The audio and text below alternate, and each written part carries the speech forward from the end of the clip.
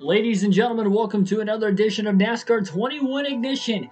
It is a live stream of the next career mode race, and it is the final race of the regular season for Season 1 of the career mode at the Daytona International Speedway. 14 drivers are locked into the playoffs, 12 off of wins, 2 off of points, still 2 more spots left open here tonight. Like, share, and subscribe for more daily NASCAR content like these full race live streams with realistic commentary as always, as we're about to get into tonight's live stream. Gonna qualify for you guys real quick here. I was on that screen so that way the game didn't crash because I've somewhat tried to find a little bit of the loopholes. I notice if you stay on the same screen for a long time when you're at the track in this game, the game likes to crash, so didn't want to do that. Did not want that to happen. Joshua Rumsey, Furfur Express, welcome into the stream. First down in the chat, so let's get qualifying underway for the Coke Zero Sugar 400 at Daytona. Expert difficulty for the super speedways. We'll see what Schneider can do here as the green flag drops for his 2 laps. Had bad luck in the career on these super speedways through the first 2 races, 2 DNFs.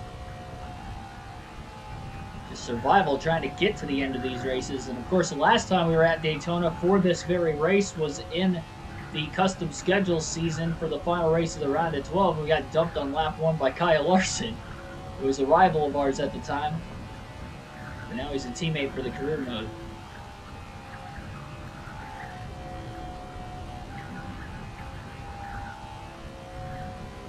Like the remodel, thanks. It is far from done, but the only thing we got is a backdrop right now. I can't believe the car just got that loose in the trailer. I think lap 1 might be the quickest lap just because of that mistake alone and the tri-oval at lap 2. It got really loose because I was on that painted double yellow line and just kind of grabbed the car and pulled it down to the left. 47.204 was lap 1. We'll see what lap 2 will be at the start-finish line this time by.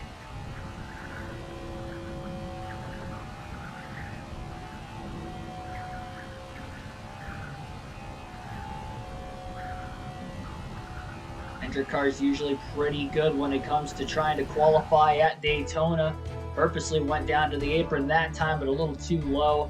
Lap 1 was probably the quicker of the 2 laps, 15th fastest for Keegan Schneider in qualifying. He's going to have a teammate right around him, Kyle Larson, just the next row ahead of him, Chase Elliott, another row ahead of that, 2 rows in fact ahead.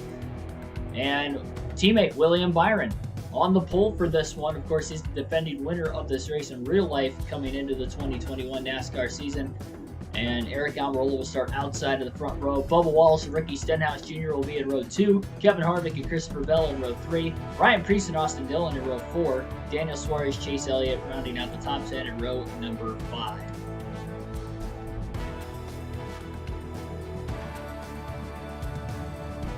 After this season, please go back to Heat 5. I don't have Heat 5 anymore. We're going to continue this career mode one way or another. International Speedway for the regular season finale.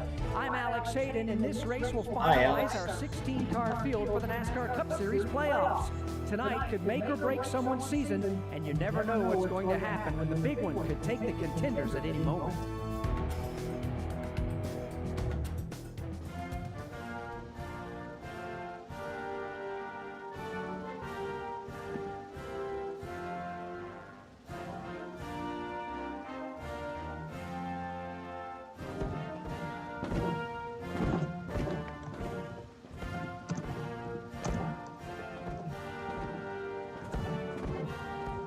The cars are gridded, the drivers are ready. Now let's head trackside to hear the most famous words in racing. Drivers, start your engines. Okay, we are ready to rumble at the Daytona International Speedway. 400 miles, 160 laps will be attempted to be completed here tonight. And William Byron is about to lead the field to the green. SRL Racing League channel, welcome to the stream as well. Cerebral Assassin, I see you in the chat. Also, welcome. See your eyes popping in again. 10 people already watching. We haven't even gotten the race underway. Thanks for everybody tuning in. Hopefully we can get a good night of racing underway. Green flag is in the air at Daytona. Who will make it to the playoffs?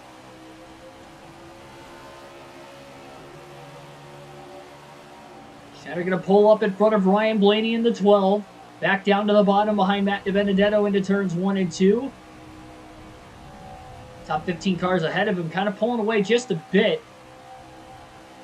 Schneider's going to have a pretty big run down the back straightaway. An over rearview mirror is definitely dangerous whenever you come to a super speedway at this game, it feels. And he's not going to willingly take it 3 wide to the bottom. He was lifting out of the throttle. He's going to stay on the bottom lane, though. Just kind of checking out of the gas a brief moment there. 79 degrees, cloudy skies for tonight's race. Quite a few drivers down to the apron. Denny Hamlin, one of which, Ryan Blaney out of the back bumper, the 48 as well right there. 3 wide into turn 1 and nearly contact with Kurt Busch sandwiched in the middle. And now there is contact. Hamlin riding those guys up the racetrack just a bit. This is getting into a gigantic mess all of a sudden. I think that's Daniel Suarez now in the middle lane. Kurt Busch has found himself into the outside. Kyle Larson making contact with Daniel Suarez now into turns 3 and 4. Schneider's got a big run off the exit of turn 4. He's on the inside of Matt DiBenedetto in the 21. A little bit of contact with Matty D into the trial, but luckily they were only side by side. Schneider trying to be a little bit patient. Front of the field is definitely pulling away. Schneider can't move inside the top 10 in the regular season standings after this regular season finale tonight at Daytona. Got a bit tight that time off turn 2.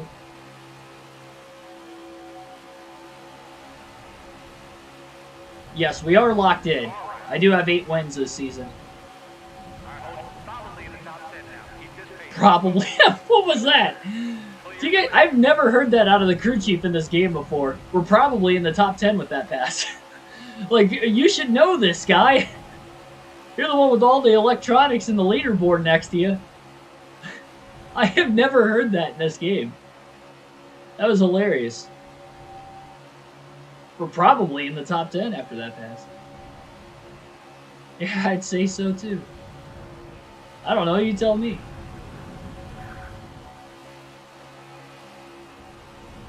Yeah, Matty D going to be in the Truck Series next year. John, welcome to the stream. Things are going well. Got off work a little bit later today. I had to run to Advanced Auto Parts and had to get some spark plugs for my car. And it was out of my way quite a bit and made for a longer drive home. Grabbed some food, but I have not eaten yet. So hopefully that doesn't settle in. Big run. Larson caught to the 3 of Austin Dillon into this 3-car pack. Schneider not going to go with his teammate Larson. He's going to go to the bottom with Austin Dillon instead. In the draft, he'll pass his teammate. And now he's going to bump draft Austin Dillon down the back straightaway, giving him a big push. To the inside of Eric Almirola, Ricky Stenhouse Jr. now. Dillon's underneath him.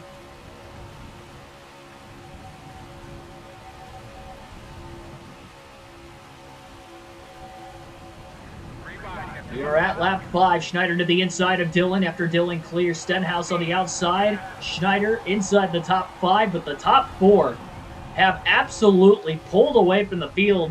You can barely see him in the middle of turns 1 and 2. They're about 5 seconds ahead of this pack.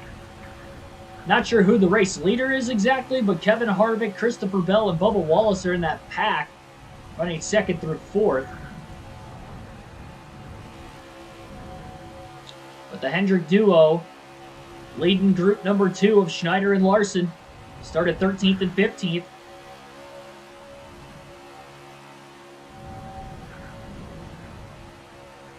Patrick Shadley, welcome to the stream.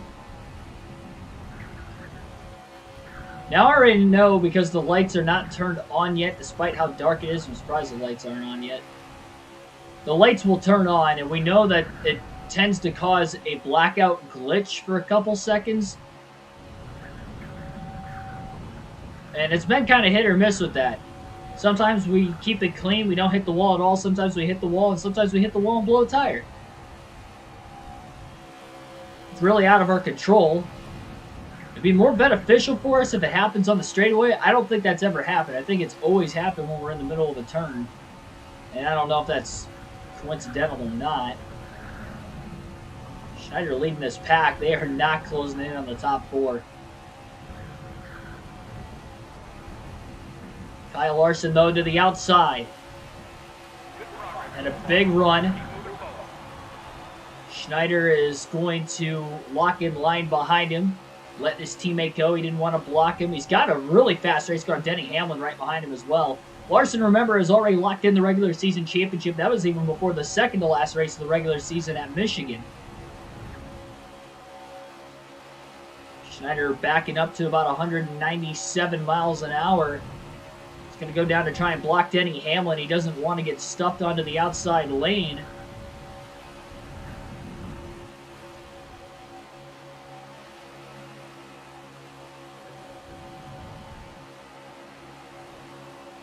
Crew Chief used to talk about hot dogs in 2011. I never played the Tactics game, so I wouldn't know about that. That's kind of funny. They should throw the ice cream skit in there from Days of Thunder. That'd be pretty cool. Find a way to incorporate that. I will say this pack is a lot faster with Larson leading it. Schneider was topping out at about 194 miles an hour. Going into turn 1, Schneider hit speeds of 202, second in line in the draft. And obviously Larson's speeds aren't quite that quick because he's leading the pack, but you'd have to assume that they're a little bit better than the 48s.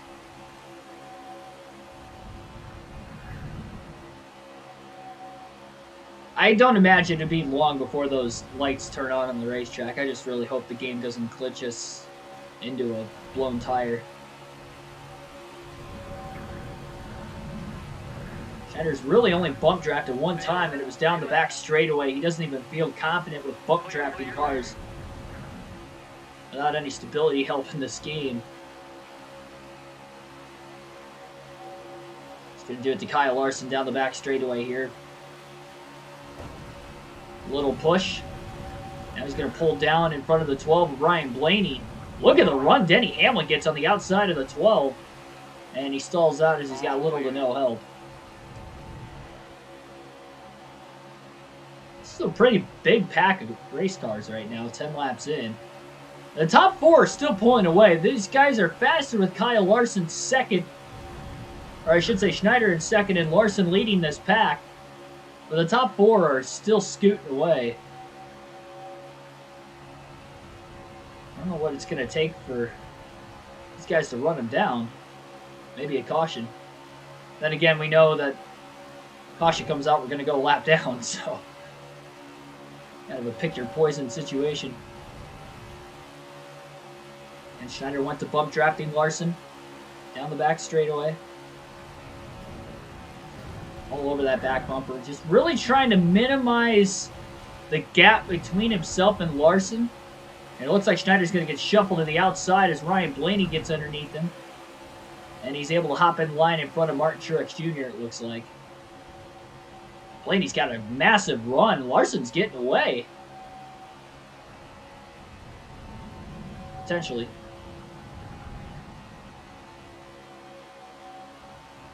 Blaney may be a little bit quicker. Now that they're side by side, they're slowing each other up into turn 3. And Schneider's got the run. Where's he going to go? He's just going to stay on the bottom with Ryan Blaney.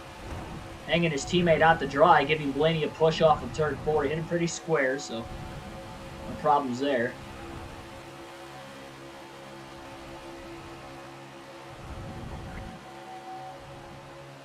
And now Blaney's leading the pack. SG Fulton 83, welcome to the stream. Crew Chief calls you ugly in NR 2003.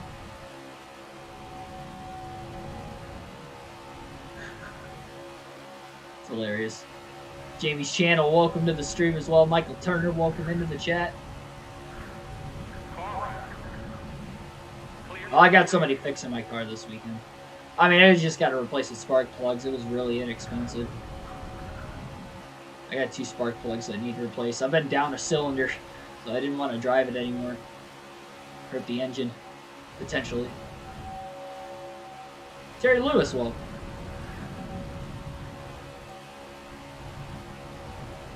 A lot of people watching the stream so far. 18 in the chat, only 7 likes. Smash the like button again. Subscribe for more daily NASCAR content if you are new. Great pack racing at Daytona so far. Very early in the going, though. Only lap 14 of 160.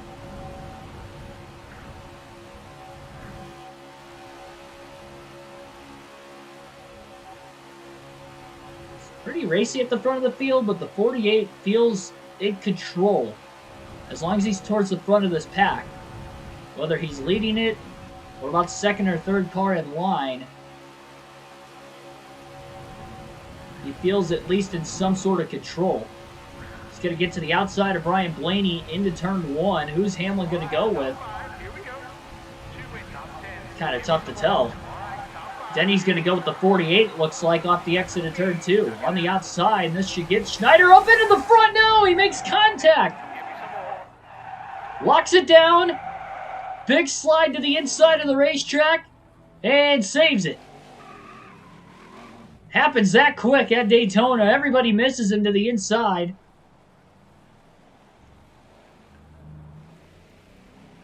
Schneider getting back going in the right direction.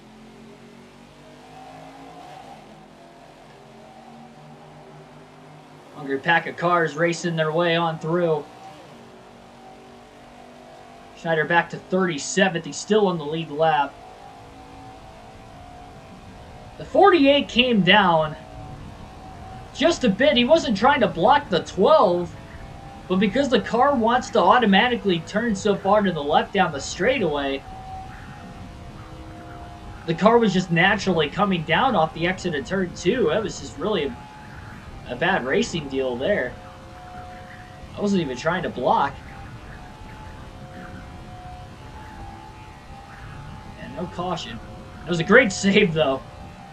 Way to lock it down and make sure that there wasn't going to be a caution. Now, the good thing is Schneider is still in the lead lap. Where was the caution? I have no clue, guys. I don't know with this game. It's probably because I spun off the racetrack.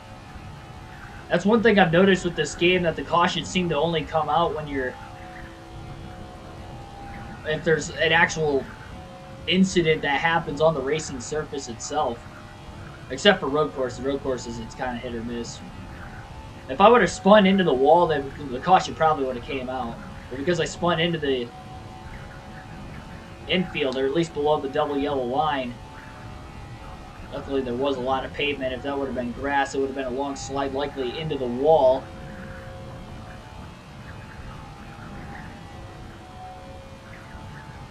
I legit turned into the 12. Yeah, I know. I came down.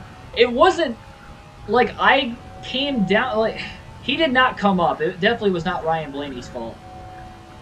But the game down the straightaways pulls you so far to the left on these ovals that when I was off the exit of turn 2, still making the left-handed turn, it was pulling a little more to the left than what I wanted to.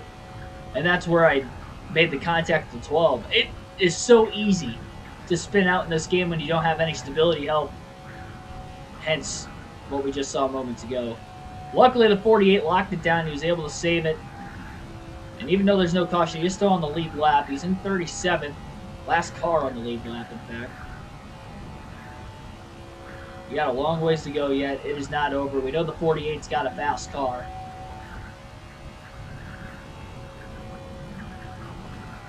Hopefully didn't burn the tires up too much right there either.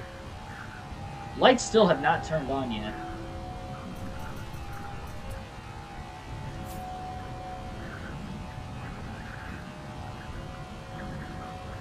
It's going to be anywhere between a 3 to a 4 stop race today also. That's one thing too. The more drafting help Schneider has by not being the lead car in a pack, the better. The problem is now he's all by himself. And he's going to have to pass these cars because he is closing in on him all by himself and they're in a pack. So if he just runs in this pack up ahead, he's going to lose a lot of time.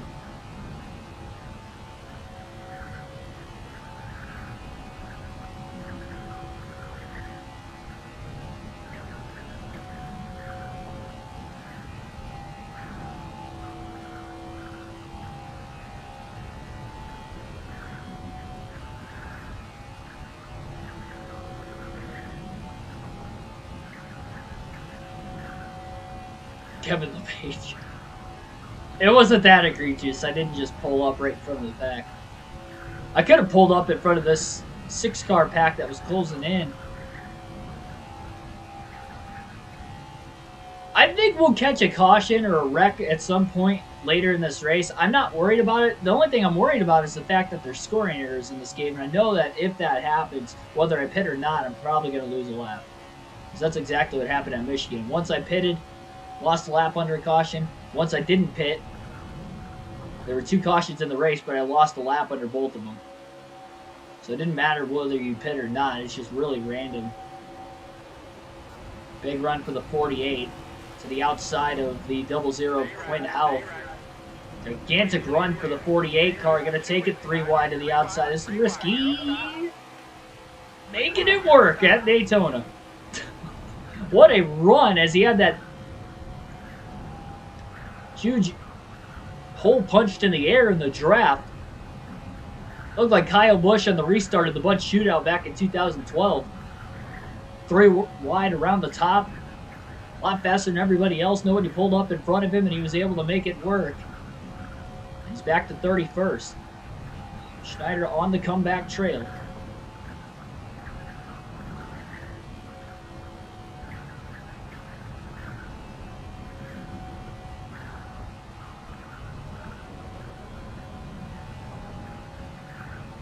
Now, obviously, in real life, they would have thrown a caution for me spinning like that. Even though I saved it. I was obviously out of control, and it was in front of the pack. So, for obvious reasons, they would have thrown a yellow. And the lights are on, and luckily it happened when we were on a straightaway. That's like the first time I think that's ever happened when we were on a straightaway. So no blown tire to show for it for the 48. But the lights are on at the Daytona International Speedway. State of night transitions in NASCAR 21 edition.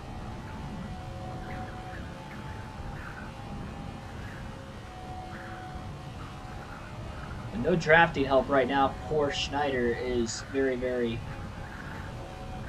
hurtful in his hopes of trying to save some sort of gas. So hopefully the crew chief is going to be accurate with telling him the fuel situation when the time comes. I would have to assume pit stops are going to happen right around lap 35 to lap 40, so we're not that far away from our first pit stops of the race. Chuck Norris is hiding next to the engine in that car. Going in my car?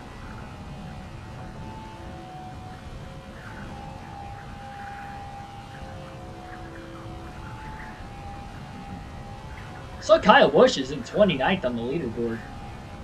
Must not have had a good qualifying effort.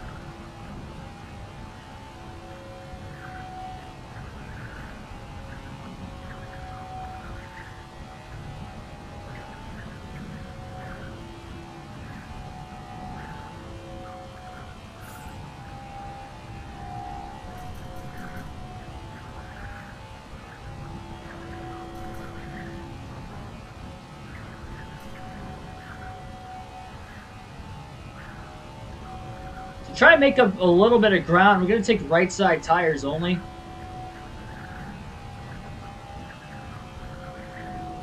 During the first pit stop. No adjustments. That may loosen the car up a hair. Schneider's going to have to try to get back some sort of ground some way. We know the picker is not that fast either, so I don't even really know how much ground that is going to help him gain.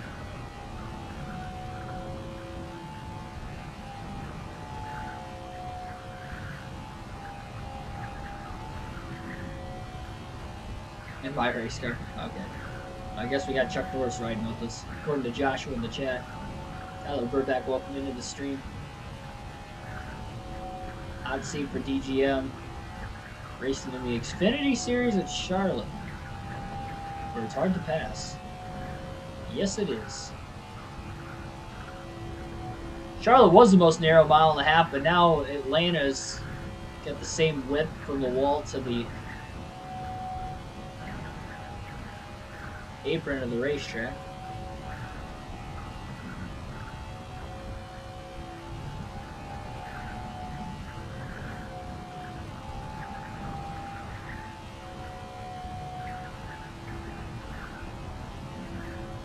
I am curious, though, to why they narrowed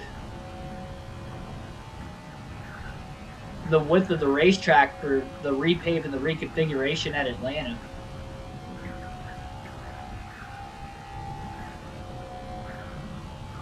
In my personal opinion, they're shooting for pack racing. They want Daytona or Talladega style racing.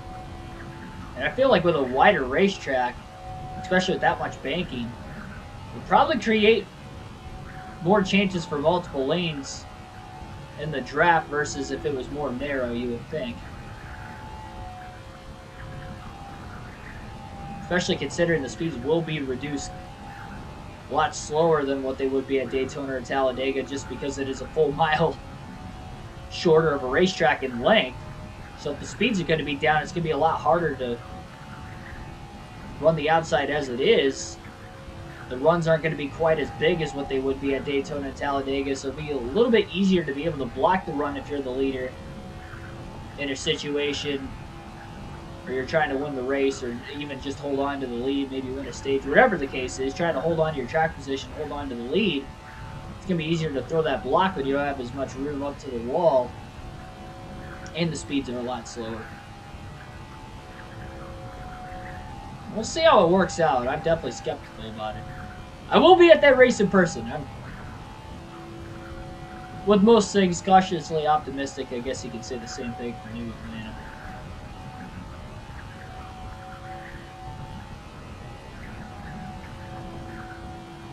G, welcome to the stream. Going to Daytona on Tuesday for the next gen test. There you go. Hopefully you have fun. I did see that it is open to the public. I always wondered what it was like at the track for a test day. There's no racing whatsoever. Just practice. But it's all day instead of just a couple sessions here and there.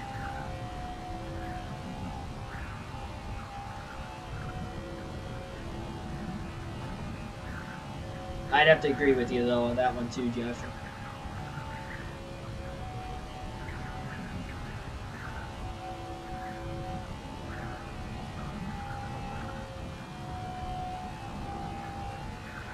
Four super speedways a season's enough for me.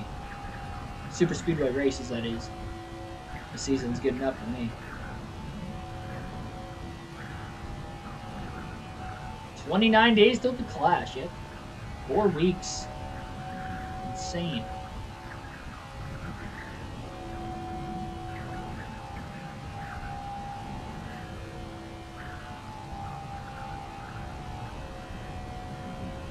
We will be doing live commentary. So come watch the race on the channel. With me and everybody else that'll be in the chat that night. We'll be taking over coverage all day long for the heat races leading up into the main event at 6 on Sunday, February 6th.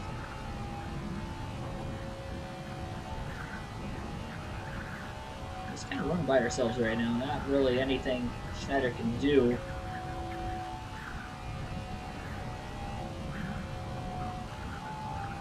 It's going to be extremely difficult to try and gain a whole bunch of ground on these leaders. I mean, yeah, he's put in a circumstance where he can't really save fuel. He's having to run absolutely 100% throttle. There's no drafting help. So therefore, he's already losing time to the leaders as it is. And hopefully those tires aren't too worn out after that big spin, because he's only going to take right sides only under the first stop of the race.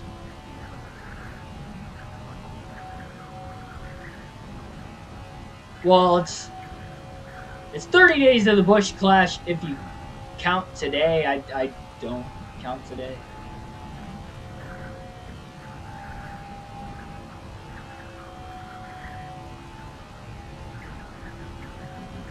Busy February, yes it is. I'll be at Auto Club Speedway the week after the 500 too. I pretty much got my entire February booked. I won't be at the Clash, but it'll be a big live stream on the channel. I just have that feeling. And so we got that weekend. Always got to enjoy watching the Super Bowl. My Packers might have a shot at it this year. And I'll be at Daytona and I'll be at Auto Club.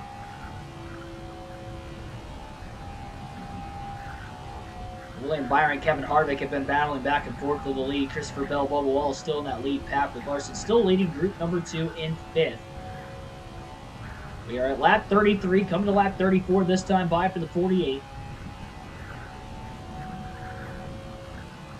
I'm sure we are going to be seeing some pit stops very, very soon. I'm actually going to pause it when I get down the back straightaway next lap, because I want to check to see what the fuel window is according to the custom schedule season, as well as when we were at Daytona for the 500 on the career mode, just to see exactly how far I can go. And it's probably going to be less than that by a couple laps, because for whatever reason, the career mode, you can't make it as far on fuel as what you could on Race Now. Found that out the hard way.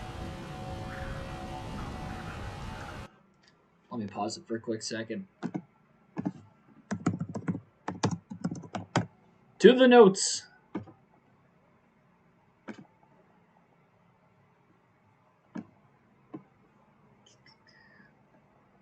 Now we gotta find it.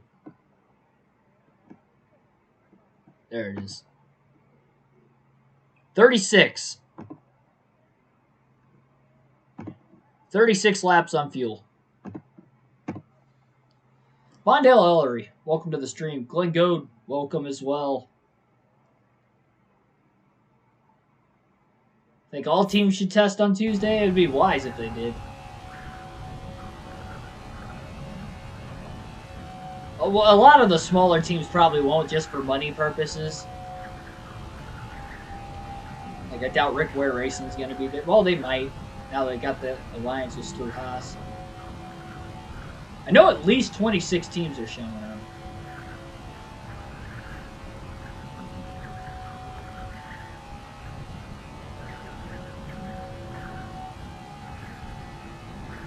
So we're at lap 35 right now.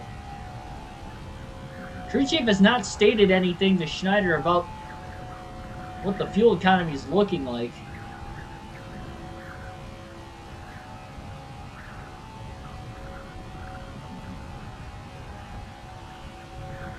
If he can make it to lap 40, that would be ideal. Make it a 3-stop race.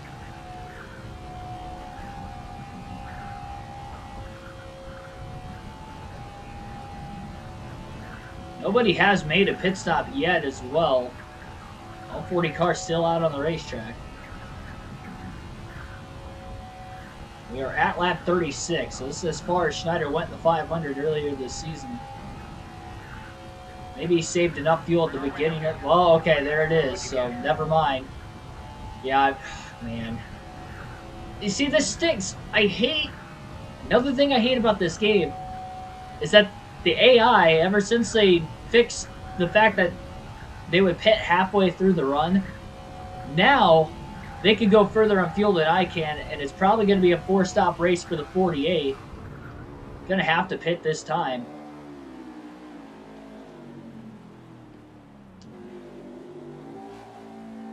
Right side tires only for the 48 of Schneider. Having to pit at lap 36. The gamer guy Seth, welcome to the stream. Titans go back to the Super Bowl.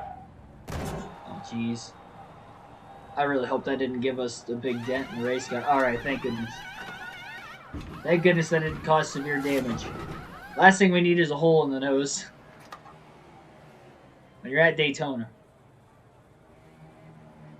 Come on, let's go. Why are we just sitting there? My goodness. So right side tire is only for the 48. This is going to be maybe a bit problematic.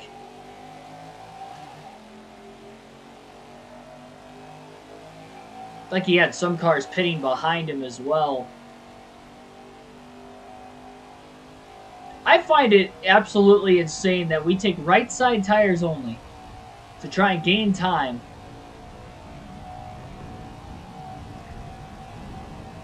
And I'm pretty sure I just saw the leaders exiting the pit lane not that far behind me.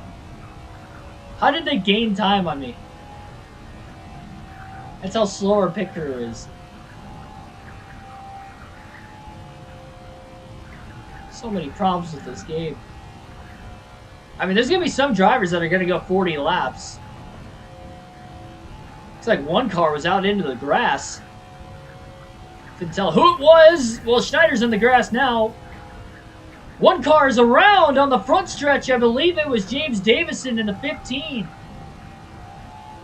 Off the exit of the pit lane, there was no caution. Car did the same thing it did to me in qualifying, where I barely tagged the apron in the tri-oval and it just pulled me all the way to the left.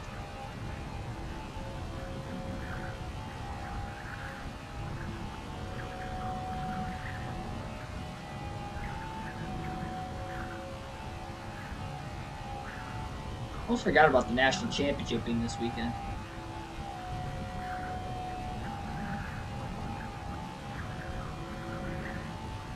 Another car spinning out in the grass and circling backwards into the pit lane. It looked like it was Matt DiBenedetto in the 21.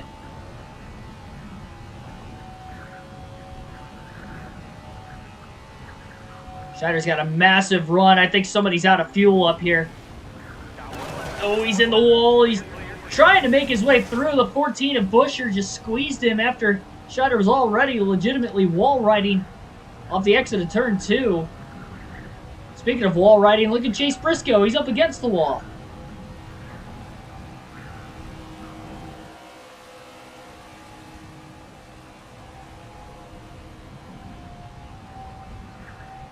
Drivers still have not pit, and they will pit now off turn 4.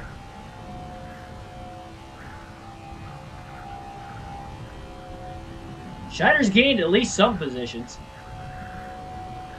Kyle Busch in second place is still on the racetrack. Lap 40. He's trying to make it a 3-stop race for himself. Schneider has gained some positions. He's up to 23rd. He was 31st when the pit stop started. Not everybody has pit quite yet.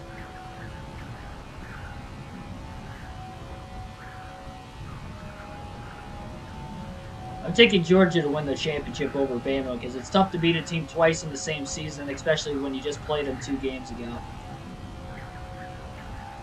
And I think Georgia is the better team, even though Bama beat them earlier this season. Georgia's dominated literally everybody they played except for the one game where they lost to Alabama.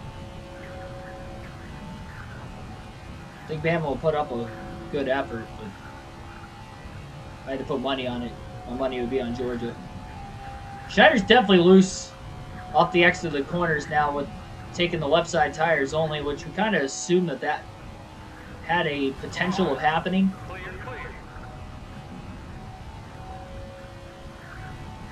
We know it's a 4-stop race for the 48 no matter what.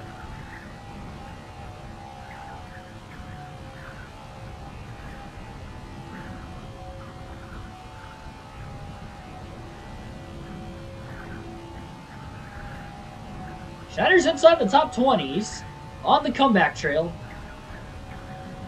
I think we got a few drivers out of the race, though, after those shenanigans we saw down in the infield grass on the front stretch.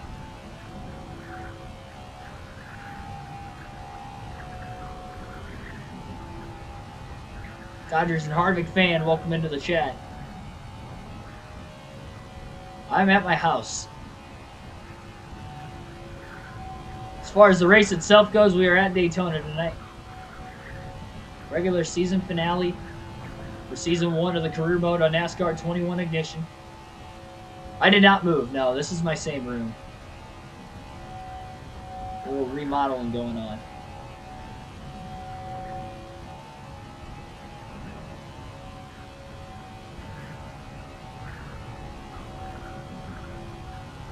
Suarez and Anthony Alfredo are drafting with each other right now. I think the 48 still got decent speed because he is pulling away from Chris Buescher even with the older left side tires. So Daytona in this game, even still, it doesn't seem like there's a whole lot of tire wear. So taking the right sides only was probably not a bad move for the 48. the fact that he was able to gain 11 positions out of it. That's probably going to be his best opportunity of getting back into this race, is taking 2 tires every time he makes a pit stop.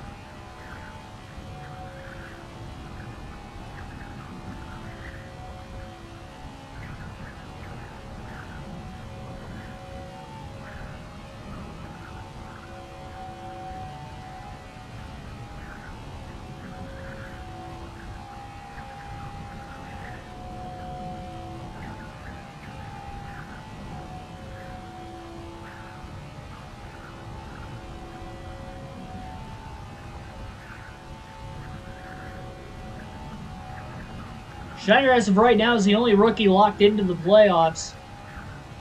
Barring a potential upset tonight, he could clinch the Rookie of the Year if he is the only rookie that advances into the postseason.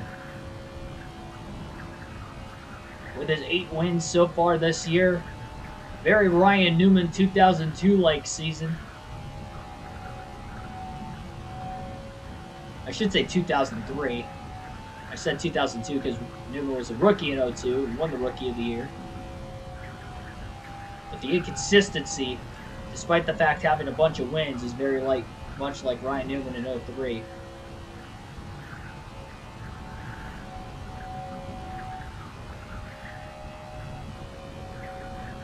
Almost to lap 50, 5 laps away. Schneider is still on the lead lap. Looks like Austin Dillon is the leader, Chase Elliott in second. That second group did catch the leaders then, and William Byron's out of the race. He's one of the drivers out in 38th. That's a bummer for him. He led a lot of laps, starting on the pole.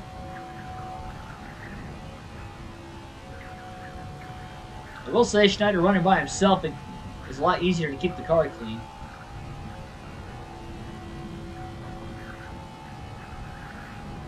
He got into the wall one time off the exit of turn 2 just after that last and most recent pit stop. I should say the only pit stop of the race so far.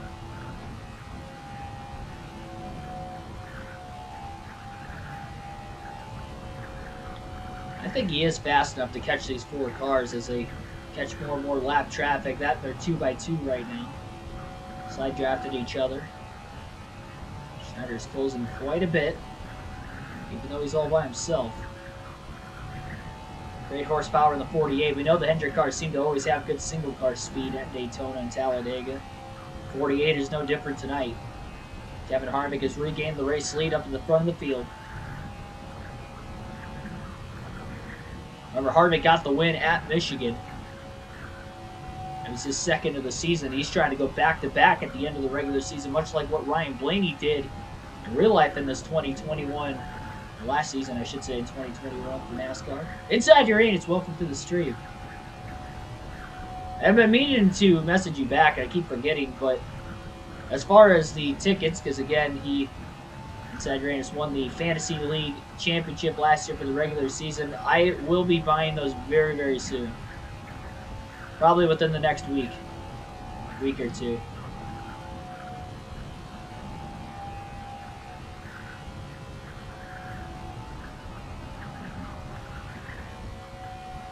Packers favored by 3.5 against Detroit. Oh, I would hammer the over. I know Jordan loves playing. Well, then again, though, the Lions have been playing a lot better, too, the last couple weeks. It'll be interesting. I will likely be there on Sunday. So, we will not have an afternoon stream on Sunday because of that. But we will be streaming later that evening like I did last week. When it's also in Detroit, but I was in there, or up there for a Red Wings hockey game.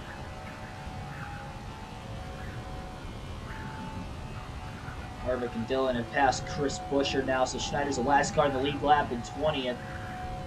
You just see the 4 and the 3 back there off the exit of turn 2.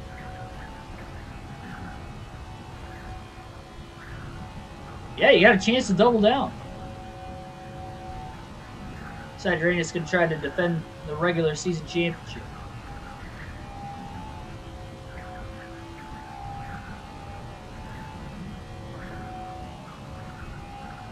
Hopefully you have a pretty good trip to Myrtle Beach. Lions by 20. I would be very disappointed. I did see the Lions beat the Packers the first ever NFL game I went to, and it was in 2010. Packers won the Super Bowl that year, but Rodgers got hurt in the second quarter and left the game, and they lost 10-3, I believe, was the final score.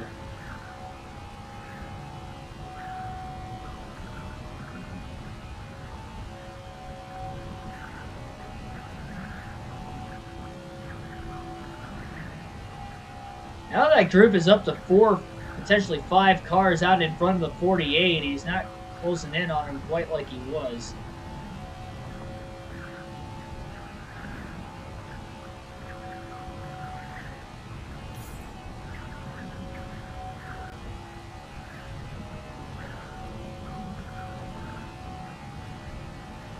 Left side tires only will be the next stop for the 48. Pitted for right sides only under the last stop. This will probably tighten the car up quite a bit.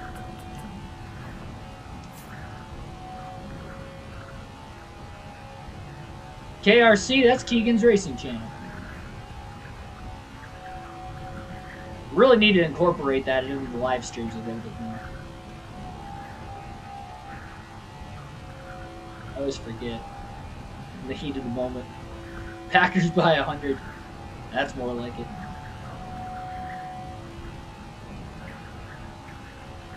It's unfortunate I'm not going to be able to see Aaron Rodgers play, though. I really hope it's not his last season in Green Bay. That was the last chance I was going to have to see him, and he's not even going to be playing because they already clinched the first round bye and home field advantage.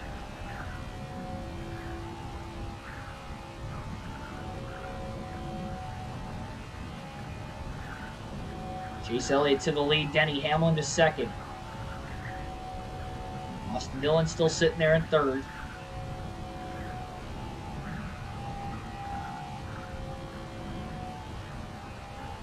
Christopher Bell won the Daytona 500 on this career mode to start the season. We saw him inside the top 3 earlier. Jared Goff can't be trusted. I don't think he's as bad as a quarterback as most people seem to point out.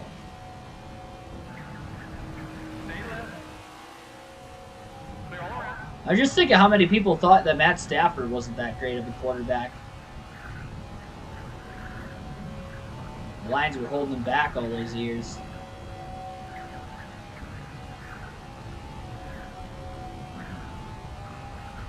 I mean, he's not a, an all-time great, but he's a good quarterback.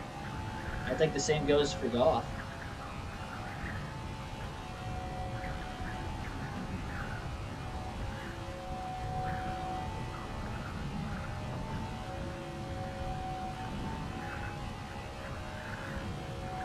Trying to pull around David Reagan and is still pulling him.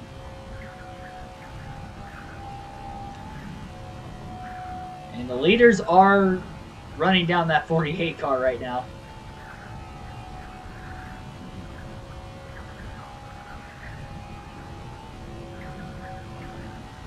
Schneider will have somebody to draft with.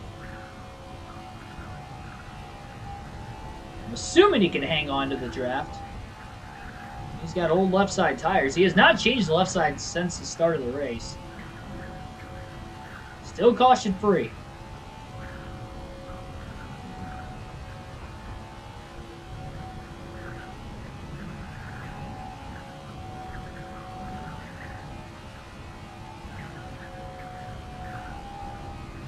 Tyler Reddick and Austin Dillon now working together, running second and third. Drafting behind Elliott. They're going to have a gigantic run when they get to this 48 car. That is a pretty big pack. Hopefully Elliott will be a friendly teammate here and maybe salvage the 48. I doubt that that's going to happen, though. The 48's probably going to have to throw a block. Running down the cars out in front of him again. One car leaving the pit lane on the bottom of the racetrack. That is the 14 of Chase Briscoe. He's a lap down.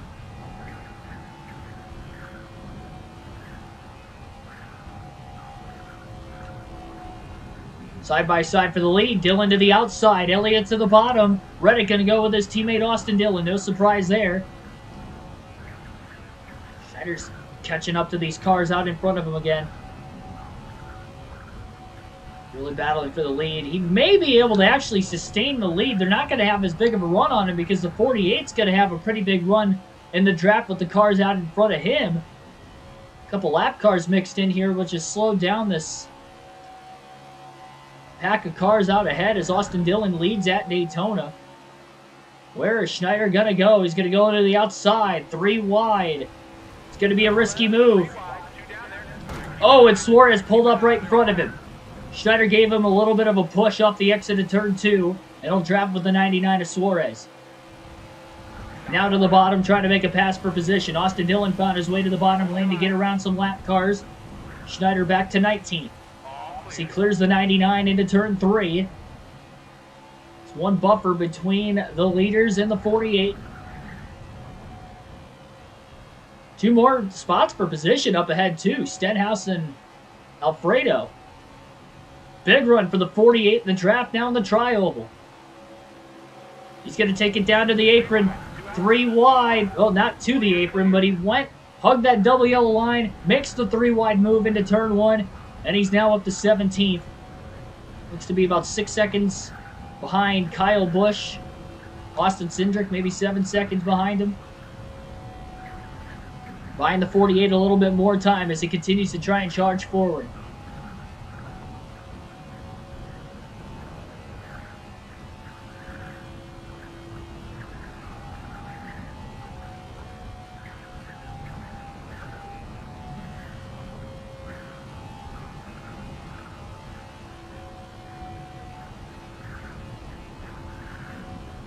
If we have more cars wrecking in the pits and we don't get another caution like we had the first time around, I mean, Schneider gained 11 positions, and a lot of the faster cars like Logano and Byron are out of the race. If that just keeps happening every time, 48 might be able to actually cycle to the front after spinning earlier in the day and not getting the caution. That's probably the most beneficial thing in this game, because of the scoring glitch alone, is to have it stay green as long as possible. Schneider's going to need that if he's going to want a shot to win this race today. Benedetto, Keselowski seemingly out of the race as well. Those 2 qualified inside the top dozen. Jaden Rochelle, welcome to the stream.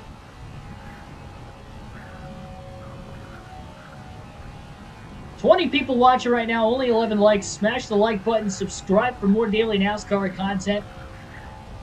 Live commentary, live streams on the channel. Daily NASCAR content on the channel. Both for video games, NASCAR related, real races when the season comes back around here in 2022.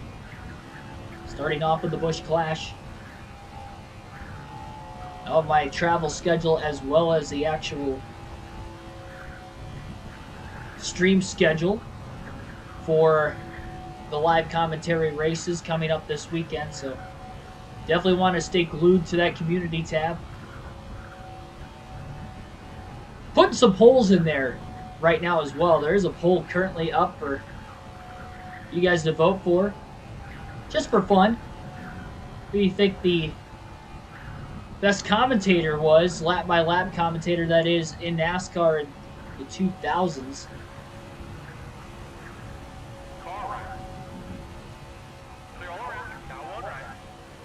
Let's get your guys' opinion on that. Side by side for the lead, Chase Elliott, Denny Hamlin. They had a big run to the 48, but Schneider was able to block both lanes somehow. You want to talk about pressure right now when you got the leaders breathing down your neck. Denny Hamlin, Chase Elliott versus the RCR drivers of Tyler Reddick and Austin Dillon.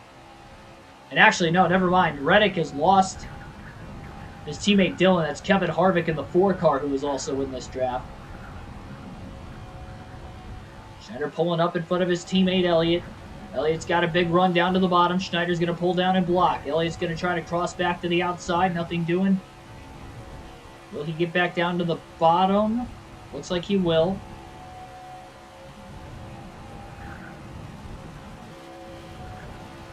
Very hard to block without a rearview mirror in this game. I don't want to use that. Oh, boy. Oh, wow. Car got extremely loose. Contact, and into the wall goes the 48. Hard, head on. Left front down, and that is going to end any sort of shot he had of winning this race now.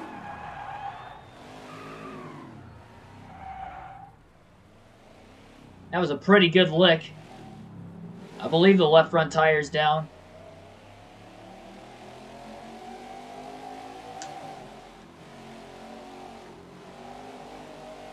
No traffic coming as he works his way back up onto the racetrack.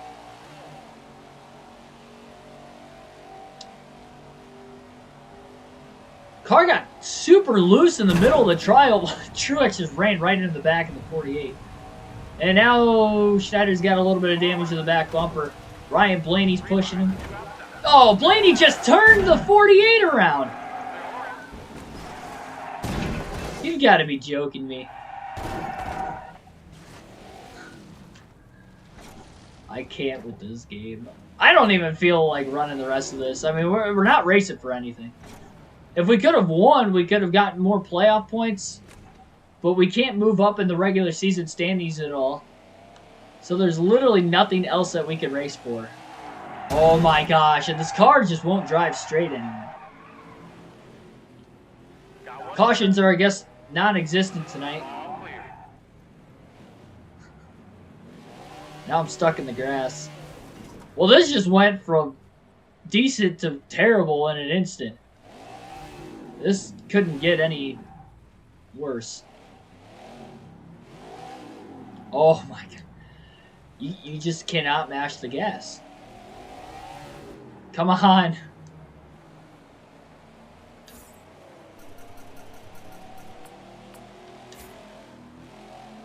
Oh my god, that scared the heck out of me. That was a jump scare. Oh my gosh. Oh man.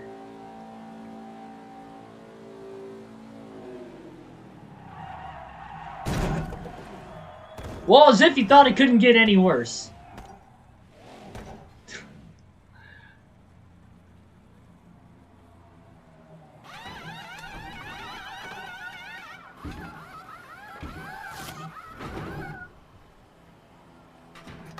Oh, man.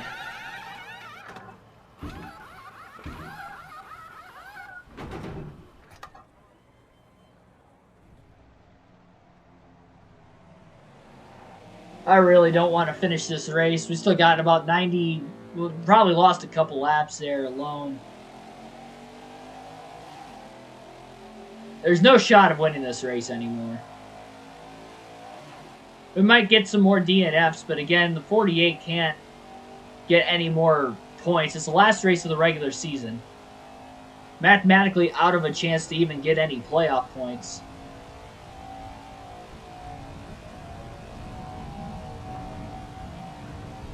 Hey, NASCAR 05 is a great game.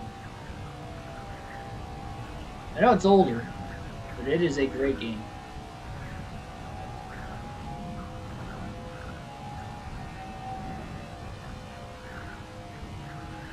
I'd rather watch Squirrels fight over an 8-car. Down in the chat, just start spamming things you'd rather do than play NASCAR 21 Ignition.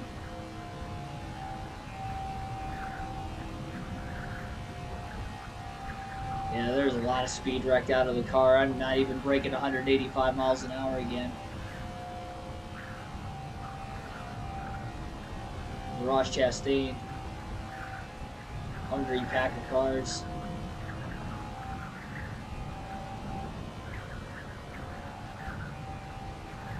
Chastain is a coming.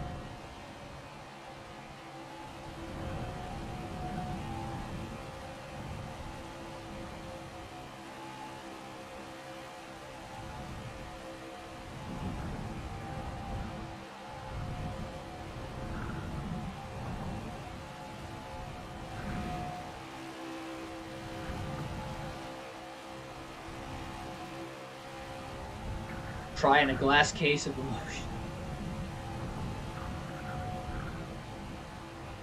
Awesome, Think Bros, welcome to the stream. Caitlin Crosby, welcome to the stream. The ultimate test. I really don't want to do this anymore. If we were racing for something, obviously, for instance, if you go back to the Coke Zero 400 on our custom schedule season, it was the final race of the round of 12 of the playoffs. And remember that we were in a tight battle and every point mattered in the sense of trying to make it out of that round of the playoffs. With this being the last race of the regular season, if we were still even fighting for a top 10 spot, oh my goodness, in points, we're gonna hit this inside wall now. Oh no, we didn't. Oh, we looped it around again. That's okay. That's all right. We're done now. Why does the car just spin out when you're trying to get back on the throttle? I'm creeping back into the gas.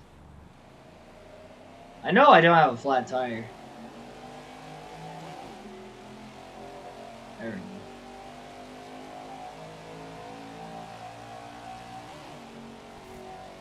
This game makes me question life itself. I mean, I think we could end this right now. Don't go anywhere, though. I think we'll do some trivia. We haven't done some trivia in a while. Make a comeback, Keegan. It's not possible. So, again, the only reason I'm not going to finish this race and I'm basically going to DNF. Looks like we finished in 30th. So, the only reason that I'm not going to continue this race is because we're not racing for anything at all. If I win, I get 5 playoff points. That's all we were racing for tonight. I obviously can't win anymore. I mean, I'm at least 4 laps down. The game hasn't been throwing a single caution. And the car's not even up to full speed anymore. There's a lot of damage to it. In the draft, we were struggling to hit 190 miles an hour. We were going up to 202 earlier.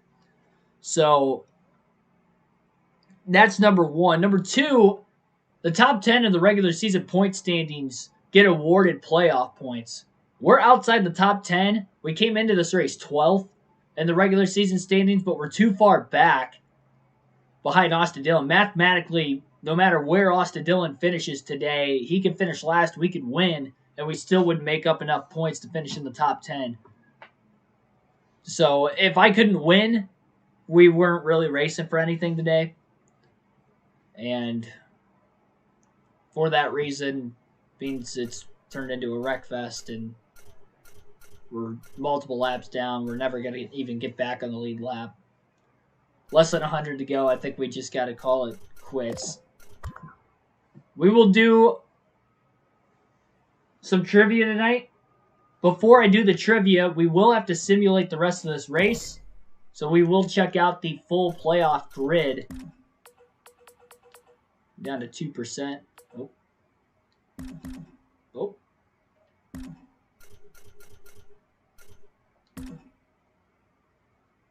Well, I could simulate it.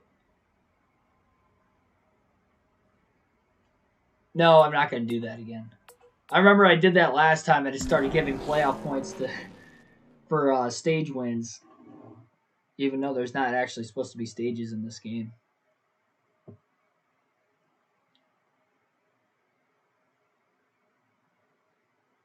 That's true. Bill Elliott was able to do it. The only thing with Bill Elliott, though, he didn't have any damage to the actual race car itself. We had a lot of damage to both the front and the back of the race car. Keegan should play Wreckfest. I've never played Wreckfest. A lot of people keep telling me I have to play it. A lot of you guys keep telling me I have to play it.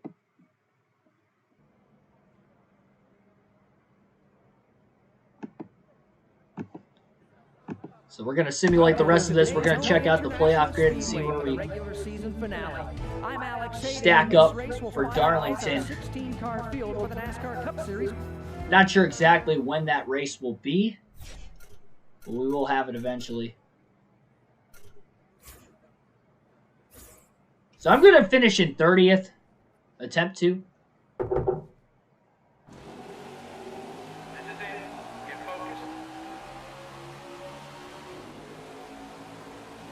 For statistical purposes, I'm going to finish in 30th. 2 on the outside. You're 3. Got 1 Because that's where I should have finished.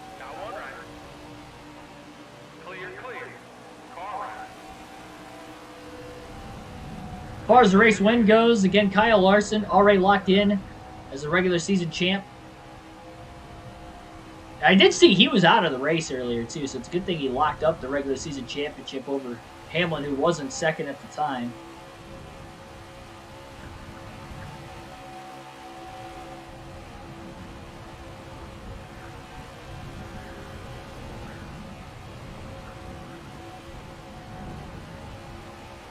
I wonder if we're going to get an upset winner.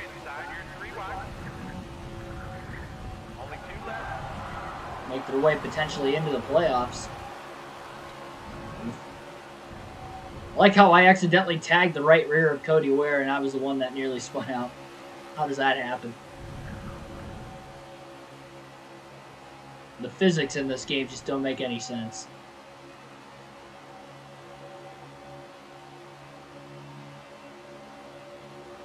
We're going to have to gain a position here. Cody Ware's blocking.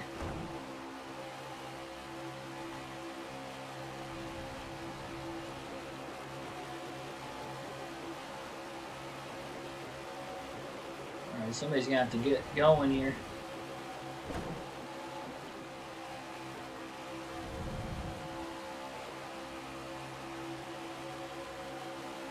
It's hard to tell who is stacking everything up.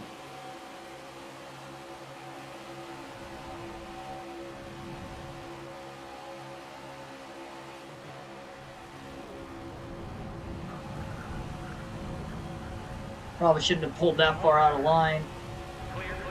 No, that'll work. What is going on with the sky at Daytona? The sky was green.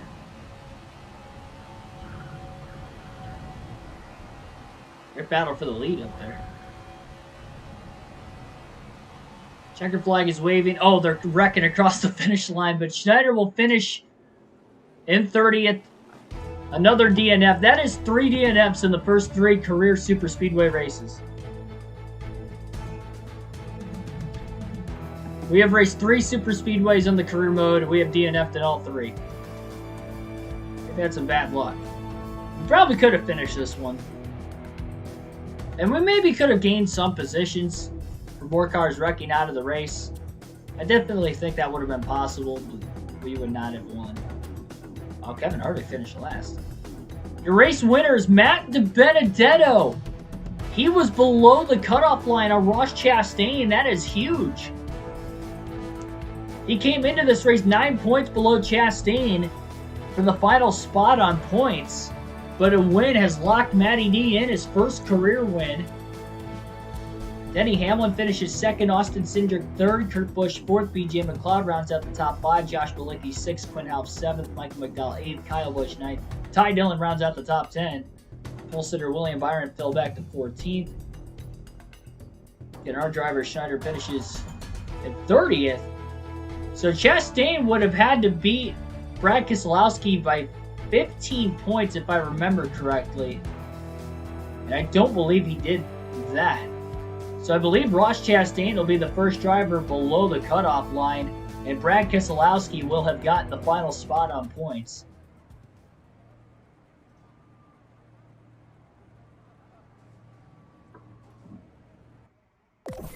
Yes, there will be a fantasy league this year. Same as last year. You got a trophy, probably for playoff starting.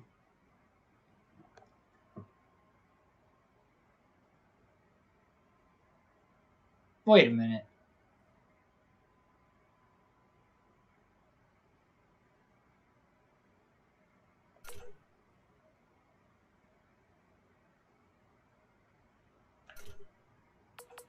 Something's not right here.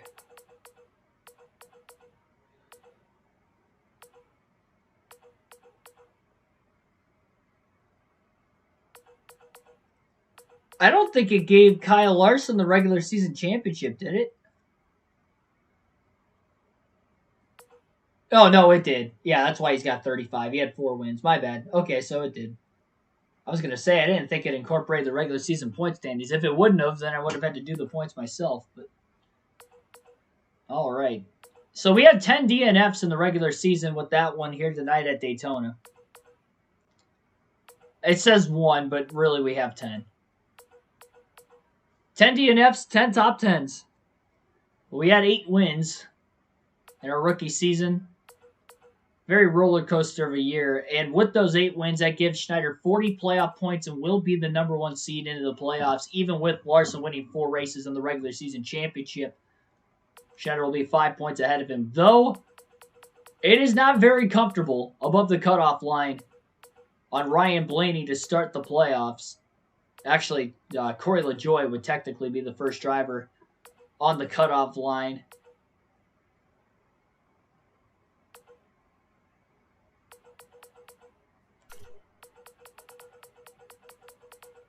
And as mentioned, Keselowski got the final spot by 7 points over Ross Chastain. That's it. By 7 points. And imagine if we didn't win, we would have only made the playoffs by 11 points if we didn't win a race this season.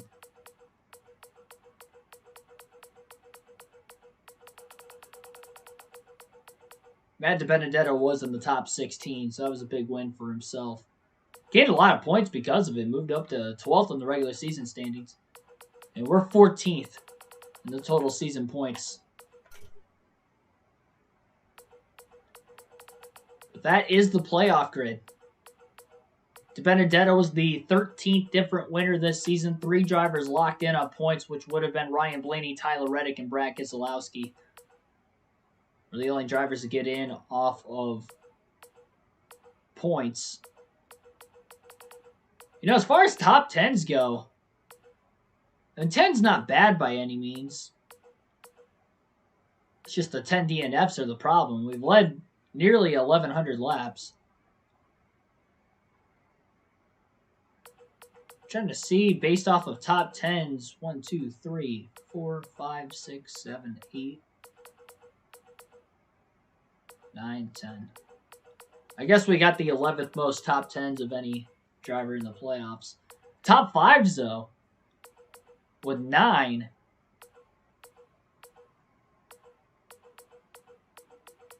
We're tied for 4th most in top 5s.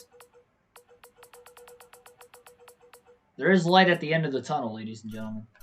We will try to win the championship. It's going to be a tough go just to get out of every round, really. It's going to be tough. Okay, that's going to end this portion of the live stream. We'll do some trivia, means we didn't make it halfway through the race, as we always promise here on the channel. Not sure when the Southern 500 will be on the channel. It will be sometime next week. We'll go back to NASCAR 2005 tomorrow night for the Truck Series at Michigan for the next full race live stream, but we'll do some trivia tonight. Good old Sporkle.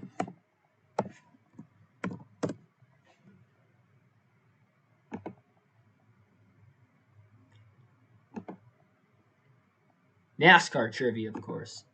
You guys are going to see a black screen here for a little bit until I... There we go. Now I'll put my camera back up here.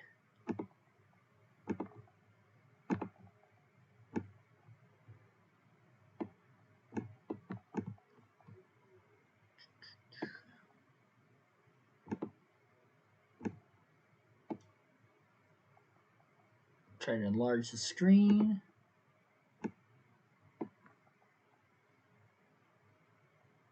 I'll have to...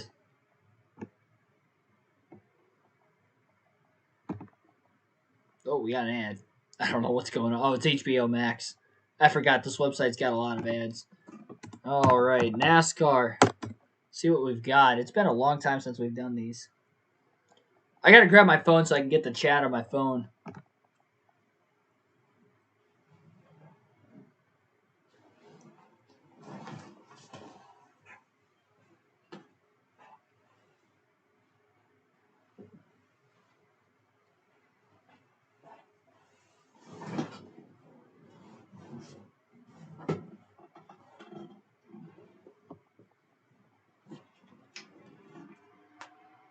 Accidentally sat on the mic.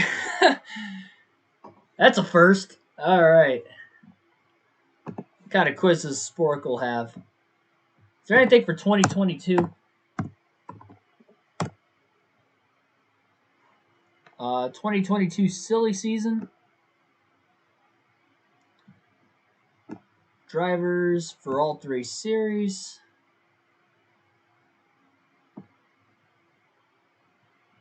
Networks. Arca Menards. I don't know. Man, I would know. The Arca Menards series silly season. That'd be too hard. I want to see what the silly season is. 35. I mean, it's going to be too easy. I'm going to get 100% on it, especially in 8 minutes. That's too easy.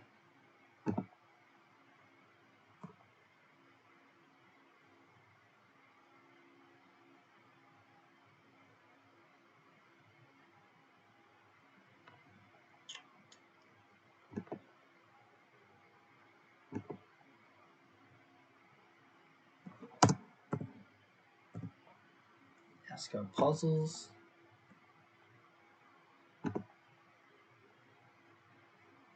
Nothing. Let's go NASCAR matching. See if there's any matching quizzes. That one seemed to be really hard last time, but it was kind of a fun hard. Flags. Fathers of NASCAR. Match the fathers with the sons or daughters. Matching drivers with their numbers in 2018. NASCAR Cup win. First Cup win from 1970 to 2014. NASCAR families. Driver number history. Driver can match up. I want to do this. I want to go with the first win.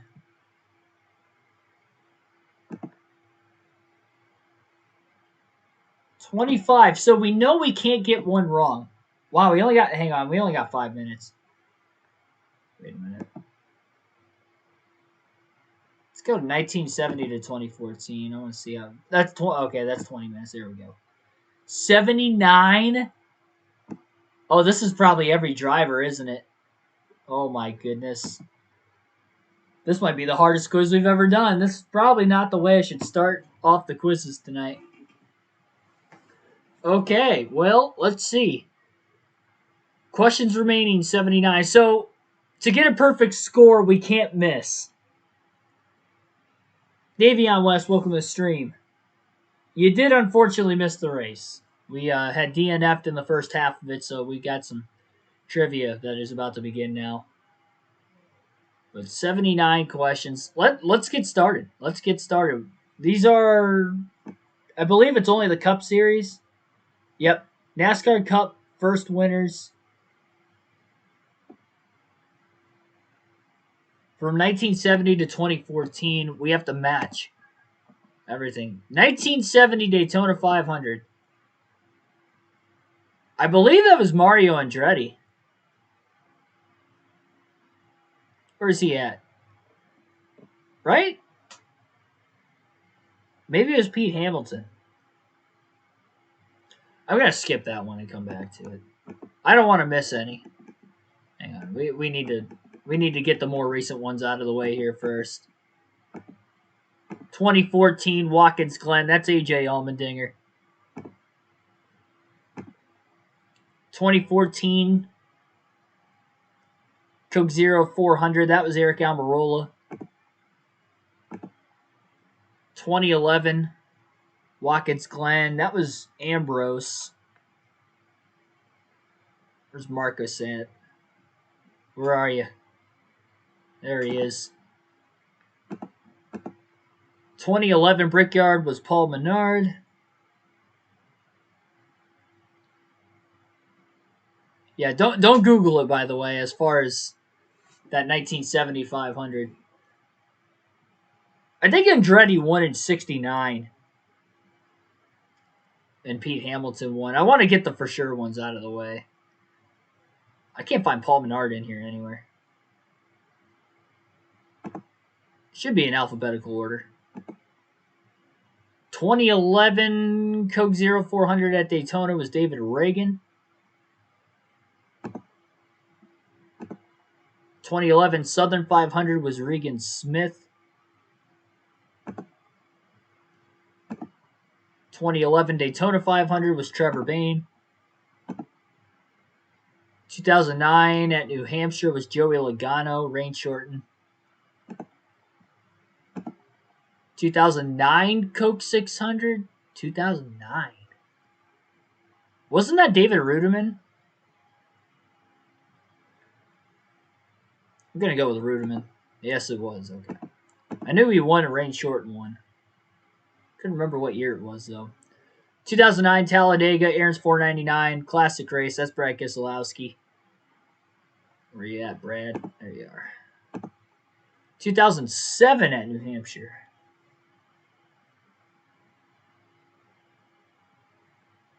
Huh. I gotta look at the names available here, too. 2007.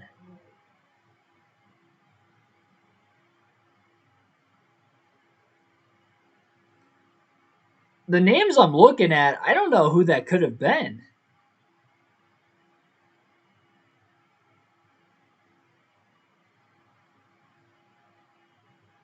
Oh, it's Clint Boyer. I'm pretty sure. It's Boyer. Okay, it is Boyer. I was gonna say I didn't want to miss one. I'm trying to get a perfect score. 2007. Montoya at Sonoma. Where's Juan at? There he is. 2007 at Dover. I believe that was Truex. Part of me was thinking that might have been 06. I'll hold off on that. 07, Casey Mears won the Coke 600. Let's get Casey Mears in there. Brian Vickers won the UAW Ford 500 at Dega. Turned his teammate and Dale Jr. to win the race. Another classic. 2006 Pocono 500. That's Denny Hamlin. Swept Pocono in his rookie season. Yep, so that is Truex. I couldn't remember if it was 06, 07. So I just wanted to make sure. California, Sony HD 500. I believe that was Kyle Busch, correct? Didn't Kyle Busch get his first win at California? Or was it Richmond? Hang on, wait a minute here. I know at Atlanta 05 was Edwards. 2003 Pepsi 400, that's the Biff. 2005 at Richmond and 2005 at California. I'm pretty sure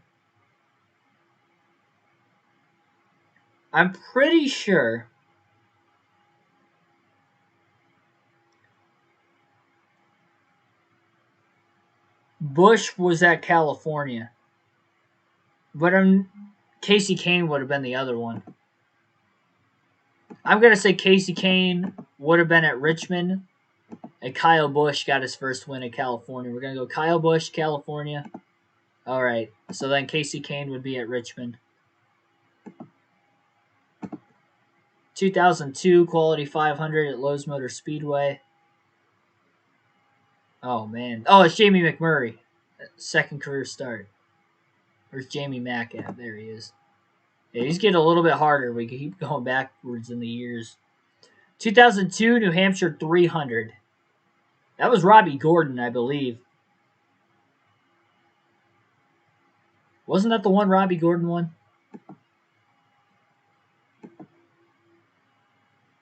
I really don't want to get these wrong. I'm perfect so far. I've not missed one yet.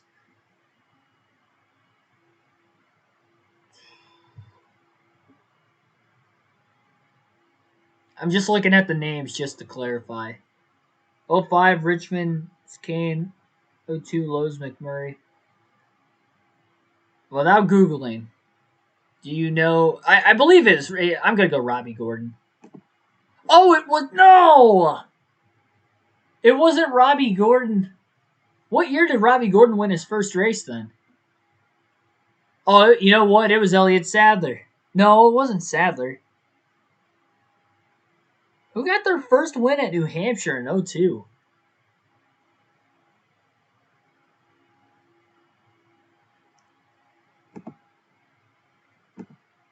Well, I got that one wrong. I guess I can't figure it out. That's disappointing. California in 2002. Jeez Louise. Who would this have been?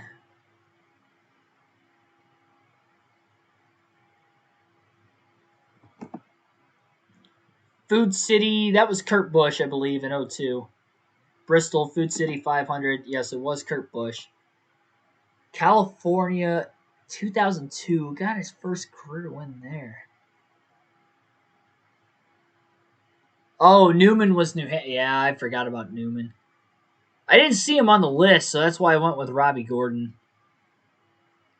Now that you mention that, though. I know not to pick Newman on this list, then. California in 2002. That one had to have been Elliott Sadler, then, correct? Oh, no. 2001 at New Hampshire. That was Robbie Gordon. That was the one I thought. I had the years. I had it off by 1 year. 2001, Martinsville. That's Ricky Craven. 2001, Food City 500 at Bristol.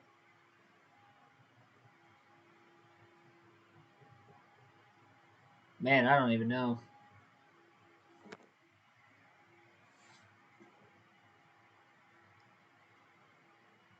Jimmy Johnson, you're right. Johnson at California.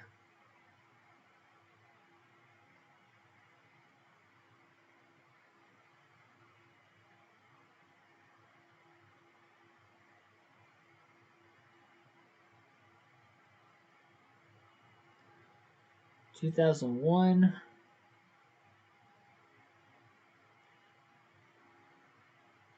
Was that one Sadler then? Sadler's been on this list for a while. Atlanta in 2001. That was Kevin Harvick. Daytona 500 was Michael Waltrip in 01. 2000 at Atlanta was Jerry Nadeau, I believe. Yep. Watkins Glen in 2000 was... Man, I don't even know. Tony Stewart? No. No, Stewart's first win was at Richmond. Hang on. Texas 2000, that was Dale Jr. Coke 600 in 2000 was Matt Kenseth.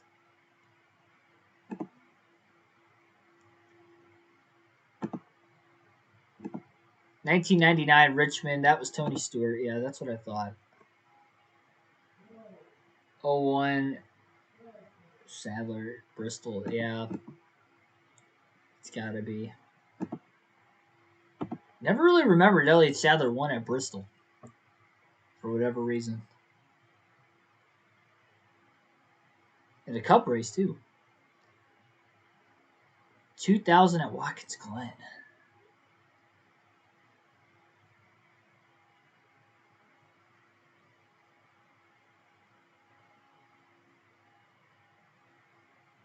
Wait a minute.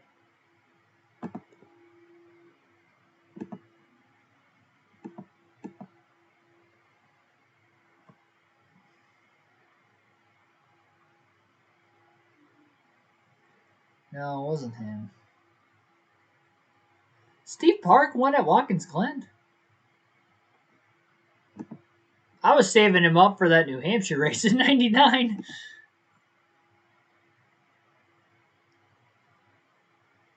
Park. Park in 2000 then. I'll go with it. 99 at New Hampshire.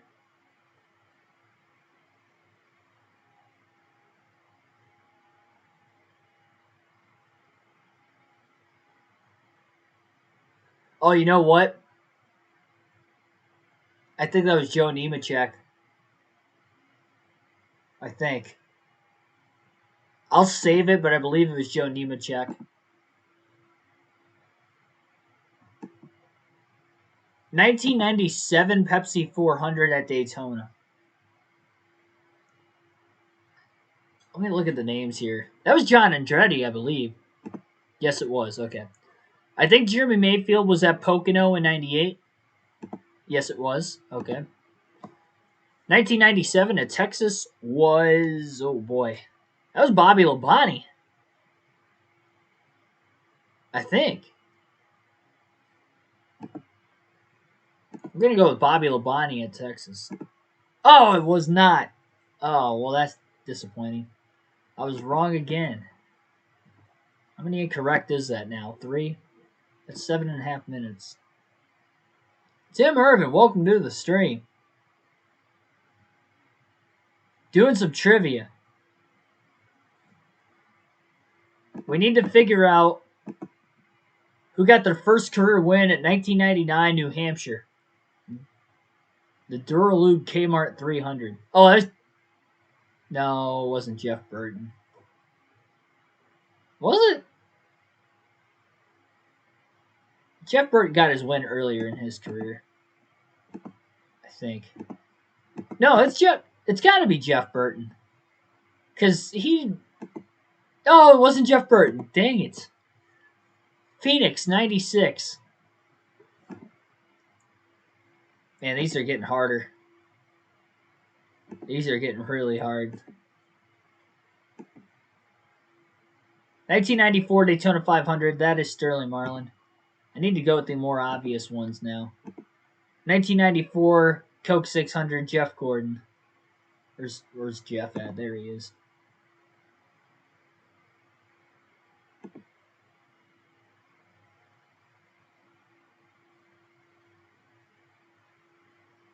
No, we already got Ricky Craven. Craven won at Martinsville and Darlington were the only 2 races he won. These are first career wins, is this list. These are getting extremely hard. 1990 500, that's Derek Cope. See, the Daytona 500 ones are a lot easier. I remember Pete Hamilton was 1970. We came to that conclusion already. Where's he at? There he is. What other Daytona 500s we got?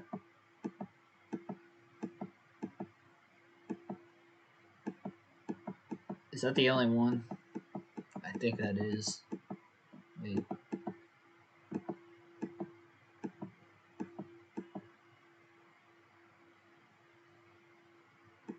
Alabama International Motor Speedway. That's Talladega, correct? Yes, it is. It is Talladega. 1994 Pepsi 400.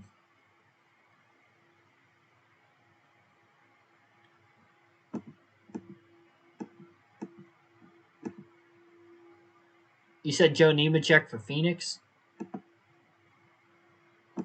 Maybe it wasn't for Phoenix. Never mind. I was wrong.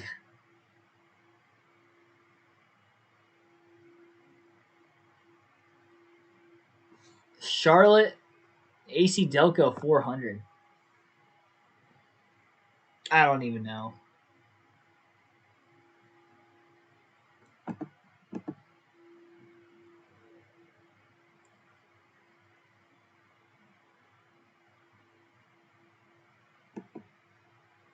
Michigan in 91. Ernie Irvan was pretty good at Michigan, but I don't... Was it that long? Maybe it was Ernie Irvan. Oh, dang it. That wasn't it either. Should know Ernie Irvin was in the Cup Series well before 91. Who won the 1995 Coke 600?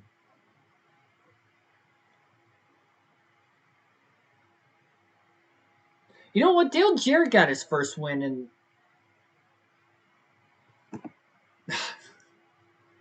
Maybe it was. Nope, that wasn't it either.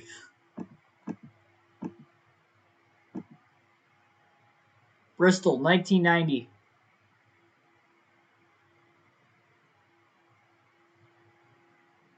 Don't know.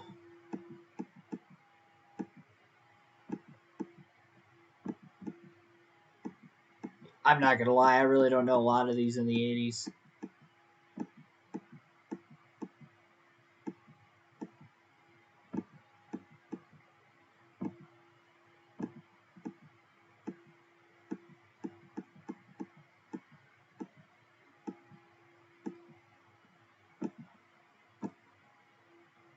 Might as well just start guessing at this point. We only got 2.5 minutes left. Richmond, 1970. We got the first career win at Richmond in 70. I'm going to guess it was...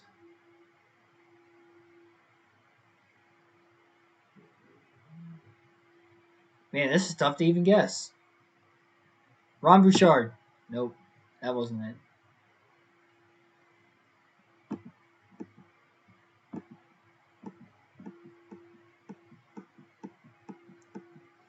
Tim Richmond was a good road course racer. I think he got his first career win at Riverside. But was it 82 or 83? And if it was 83, which one was it? I'm going to go with 1982, Tim Richmond. Got it. That one I did get.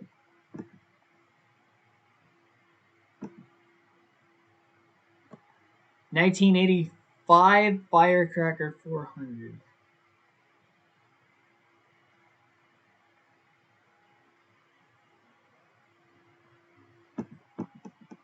Not sure. Wait a minute. Jimmy Spencer, didn't he win? I think he won the 94 Pepsi 400. Yes, he did. Okay, I did remember that. Good old Jimmy Spencer. Okay, so I am getting some of these older ones. Yeah, you get into the 80s, and I have no clue when it comes to first career wins.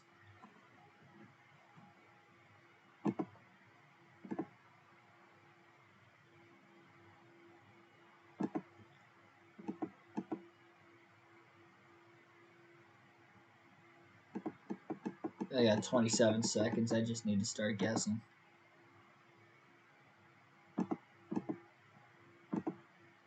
Richmond, we're going to go Greg Sachs. Nope. We're going to go, I don't know. I'm under a lot of pressure here. Jeff Bodine's first one was at North Wilkesboro, I believe. Oh! Wow. 51%, the average score is 72. I'm shocked that the average score is 72%. I knew that was going to be a hard quiz. I am a little disappointed that I got that many wrong, to be completely honest.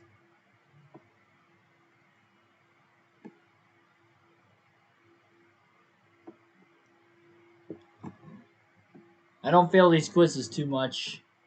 You just saw me fail one right there.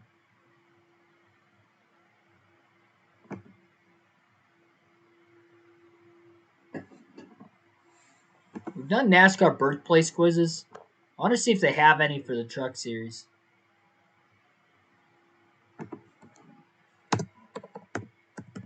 Truck or Xfinity. So I know it's going to be extremely hard.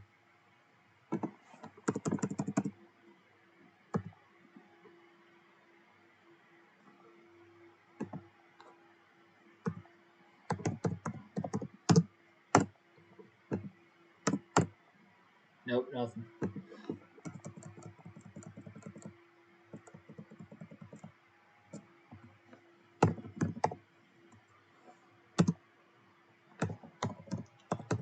See what other matching NASCAR quizzes there are.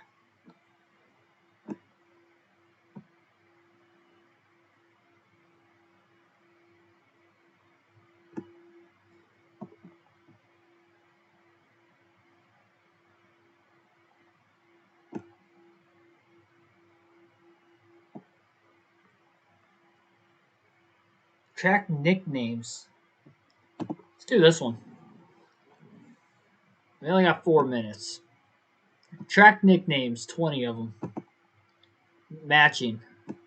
The Rock is Rockingham.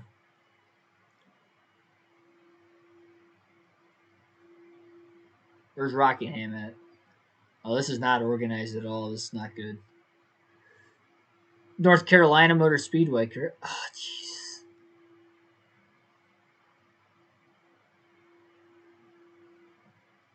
Well, it's not Motor Speedway. Skip that and come back. Tricky Triangle. That's Pocono.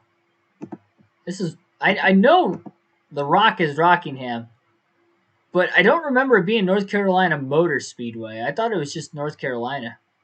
It's got to be Motor... Okay, I was making that way. I was making that way too hard on myself. Diamond in the Desert. That's got to be Phoenix. Where's Phoenix at? Oh, it's not Phoenix. Music City. That's Nashville.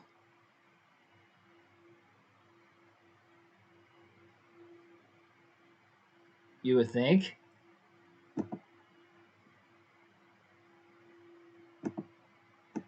Big O.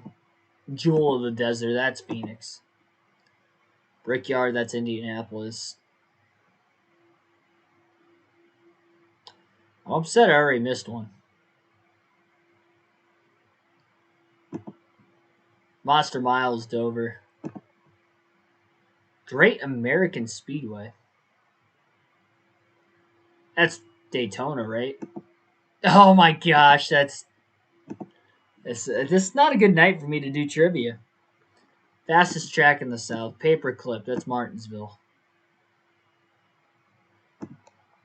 Magic Miles, New Hampshire. I should have just went through every single one I knew. Hang on, wait a minute. Music City, Nashville. Magic Mile, New Hampshire. Lady in Black is Darlington. Thunder Valley is Bristol. The Glen is Watkins Glen. The beach, I'm assuming, is Daytona Beach. The Beast of the Southeast. World Center of Racing. That's Daytona. I don't know why. Puke Alley? Where's Puke Alley? I've never heard that. Wide and Fast. It's got to be Auto Club, right? Oh, wow. There you go. I'm running out of time here. I only got 1:15.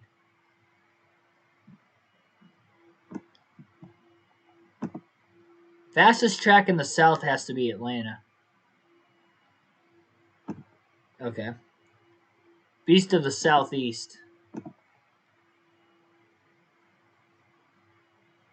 Charlotte?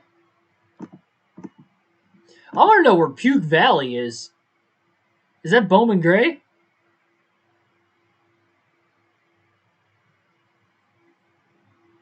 I need help down in the chat. We got the Big O, Beast of the Southeast, and Puke Valley.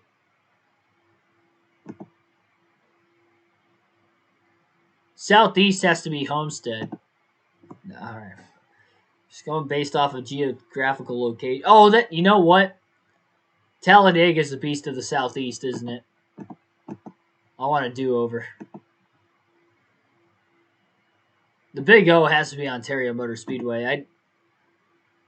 Puke Valley. It's got to be Bowman Gray. No, it's not. Langhorne Speedway.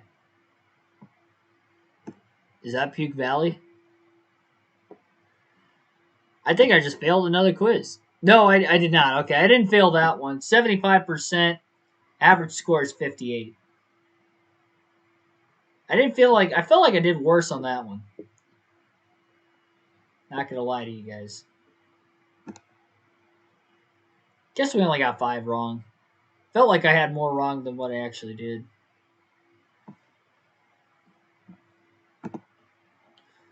What are the matching ones we got?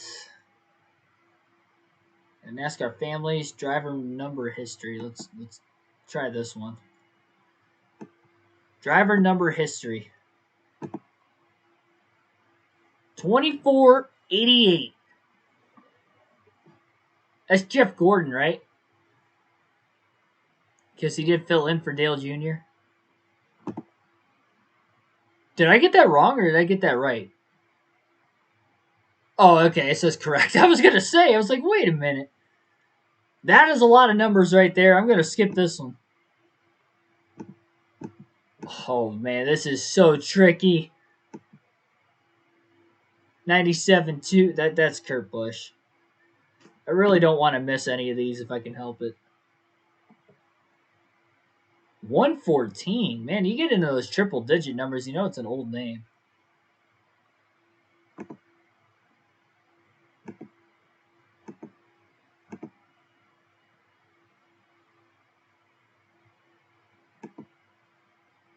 This is nearly impossible. No wonder it gives you 20 minutes. Wow, this is...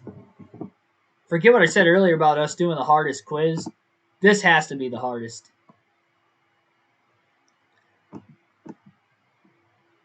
I need to take my time.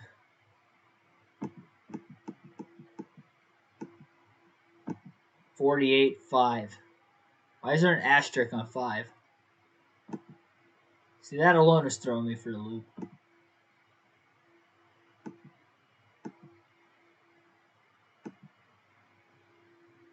$42A.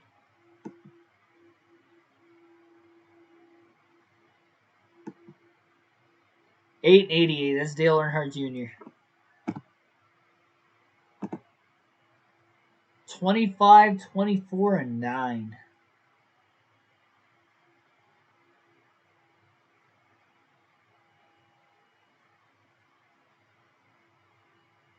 Oh, Chase Elliott.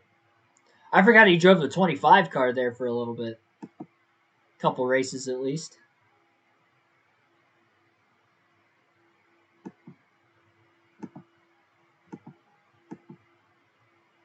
Look up where Bowman Gray Stadium is. Isn't it in Virginia? I think it is. 23, 30, 89, 21.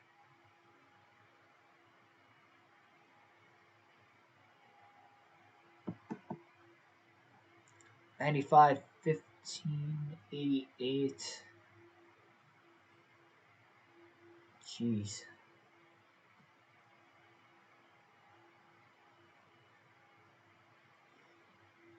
These are so hard. 8, 1, 56, 78. That's Truex. Where's he at? Martin Truex Jr. We're 5 for 5. We got 25 to go. I know the Labonte brothers drove a lot of cars. I couldn't tell you which one drove what. Might have to try using some context clues here.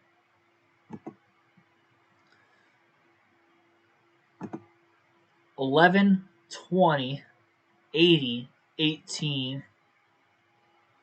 How many numbers is this? 11, 20, 80, 18, 96, 41, 46, 36, 81, 26, 38, 55, 49, 10, 37, 44, 30, 83, 32, 93, 15, 77, 27, 53, 54, 51, 52, 7, 26, 23. One driver drove all those numbers. One. How many is that? 1, 2, 3, 4, 5, 6, 7, 8, 9, 10, 11, 12, 13, 14, 15, 16, 17, 18, 19, 20, 21, 22, 23, 24, 25, 26, 27, 28, 29, 30. One driver drove 30 different numbers in the NASCAR Cup Series.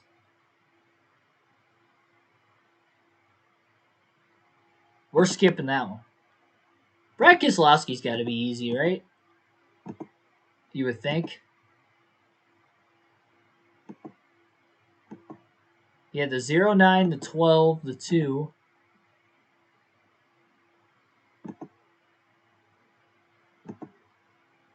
Zero 09, 12, 2, 25. That's got to be Keselowski. Yes, it was. Okay. I don't remember him driving the 25, but I guess he did. Sporkle knows all. I need your guys' help down in the chat below. This is very difficult. I mean, I'm 6 for 6. I don't expect I'm going to keep getting these.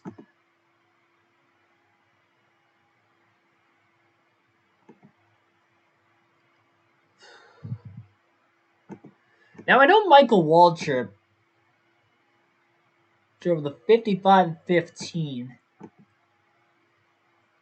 He drove the 7 also at one point. He also drove the 30. So let me try to find Waltrip in here somewhere. 555. There's no 7 on there. No, not there. 5. Sorry, 15. I meant 1555. Yeah, 55.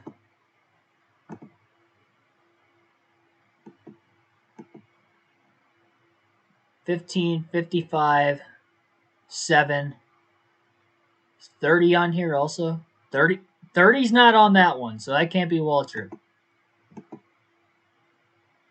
55, 15, 7. It's not 30's not on that one either. Oh no, 30 is on there. 30. What other numbers did Michael Waltrip race? I believe he drove the 40. But did he drive the rest of these? I might come back to this one. I think that one might be Michael Waltrip. It's got to be. I don't see another one that's got all those same numbers in it. This is going to be the first one that isn't a for sure lock, but I feel pretty... I'm like 80% comfortable that that one was Michael Waltrip. It's got to be. I don't even know if it's in... It can't be in exact order.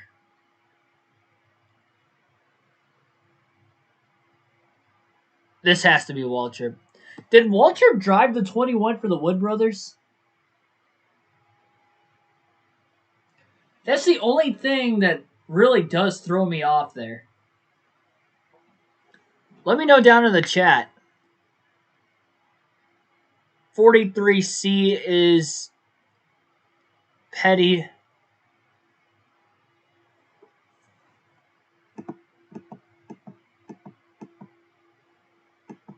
It's 43C. I don't see a 43C on here anywhere.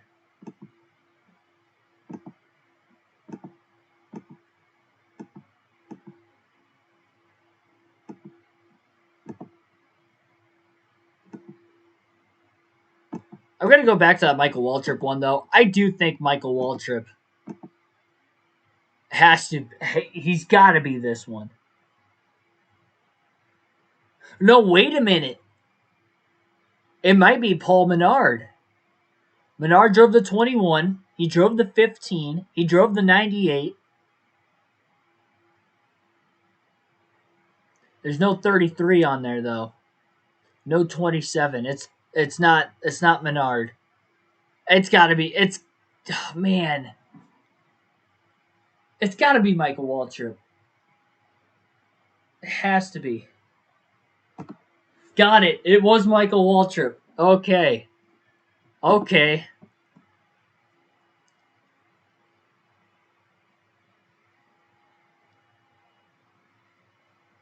Zero 2 20 22 96.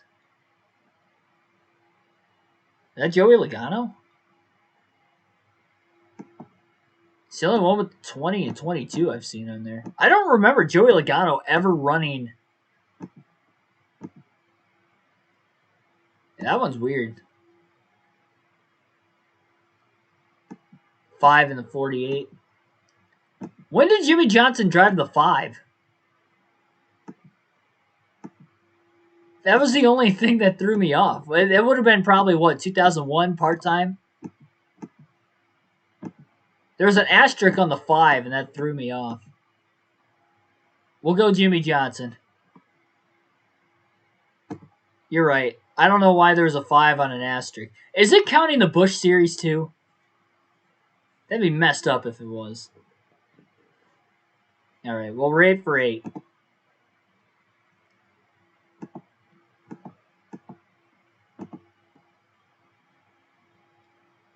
I don't like how there's asterisks.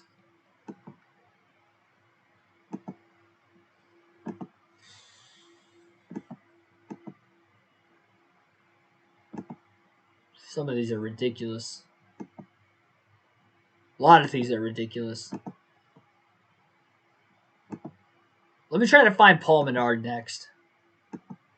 I feel like I know which one that could be. I think it's this one right here.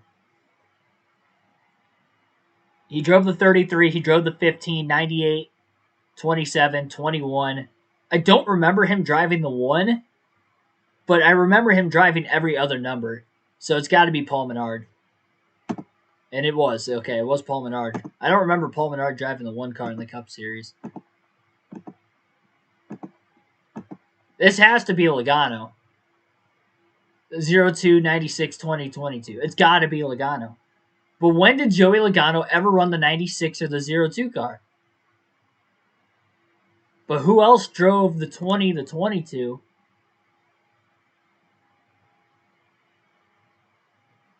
This is tough. Oh, Ethan, I didn't see you in the chat too. Thanks for hopping in. Quaffle was 93, I believe, right? He was at one point. This is David Reagan. 06, 66, 34, 18. He filled in for Busch when he broke his leg. 55, Michael Waltrip race. That's David Reagan. Yes, it is. Okay. 10 for 10. We have not missed one yet. The problem is we only got 8 minutes to get the next 20. I'm chewing way too much time. I got to go a little bit quicker. But I know if I go quick, I'm going to miss. I should turn the timer off. If it gets super low and I got a bunch left, I think I'm going to turn the timer off. Trying to run the table here. This is definitely the hardest quiz. It can make my brain melt at the end of it. It's got to be... I'm going Joey Logano with this one. I mean, what? He's on this list for a reason. It was Logano. I don't remember him in the 02 or the... When did Joey Logano ever drive the 02 car? It had to have been like a one-off start.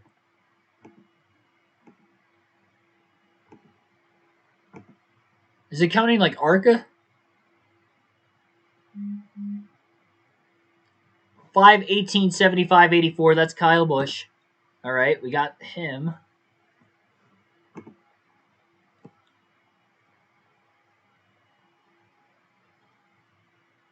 I do appreciate you guys helping me out.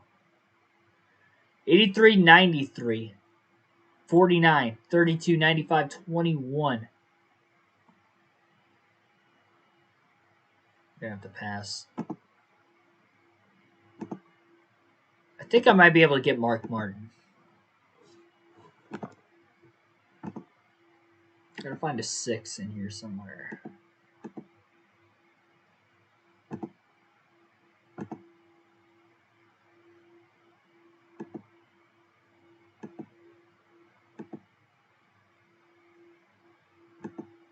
I don't see any with the number 6.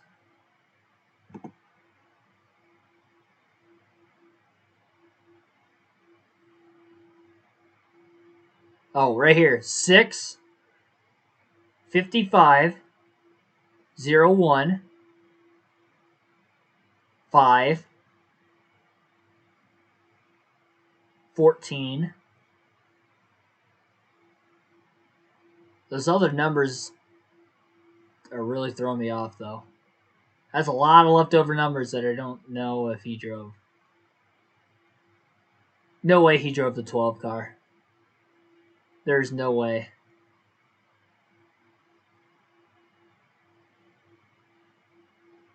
So if that's not Mark Martin, who else is it? I don't like the asterisk right there. 25 asterisk.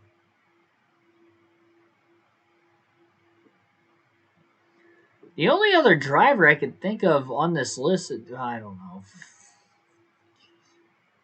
Mark Martin, 55. Yes, he did drive the 55. And the 5. And the 6. And the 01. There's 2 01s on here. What does that mean?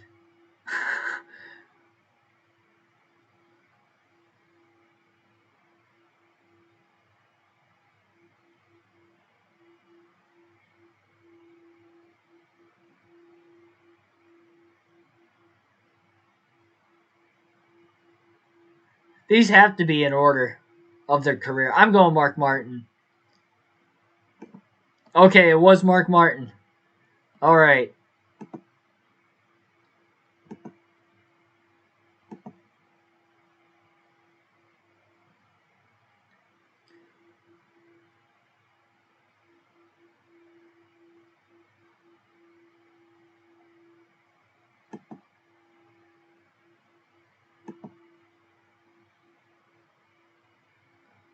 Quaffle drove the 83 and the 93.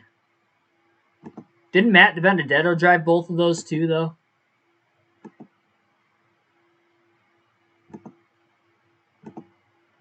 See, if these go in order, then 21 was the last car DiBenedetto drove. So it should be this one. I think, yeah, DiBenedetto's got to be this one. Okay. We're 14 for 14, ladies and gents.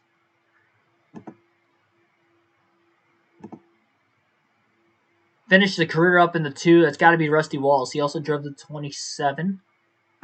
Okay. I still cannot believe I have not missed one yet. There's no way we're going to run this table. We're halfway, though. 15 out of 15. I got like 2.5 minutes. Who ended their career in the 43? That's got to be Petty. It's got to be Petty. Okay. That one was Petty. Ended in the 66. That was Darrell Waltrip, I believe. His final season was in the 66. Yes, it was. Final season in the 33. It's making it a little easier now. Hang on. Dale Earnhardt Sr.'s in the 3. Right here. Okay.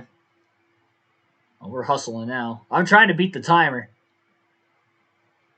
87. Joe Nemechek's not on here. We'll skip it. Davey Allison's going to be in the 28 somewhere. 28, that's Davey Allison. Oh, come on. Bill Elliott. Man, he drove a lot of numbers. Alan Kulwicki ended in the 7. Okay. Oh, my goodness. I'm hustling, ladies and gentlemen. There's no way I'm going to beat this timer. Mario Andretti. I have no clue. Lee Petty. Reed Sorensen. We're going to switch to the stopwatch.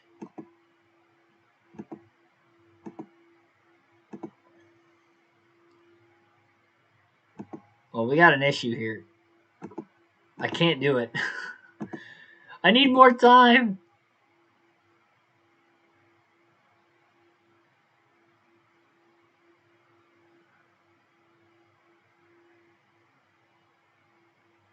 This... No, don't do that. Brett Bodine finished up in the 11, right?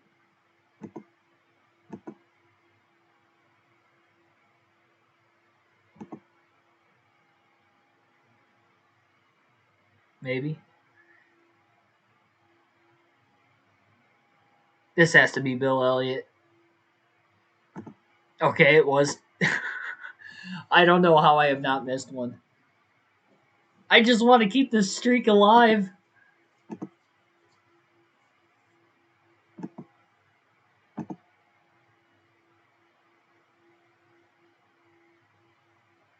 This is Bobby Labonte.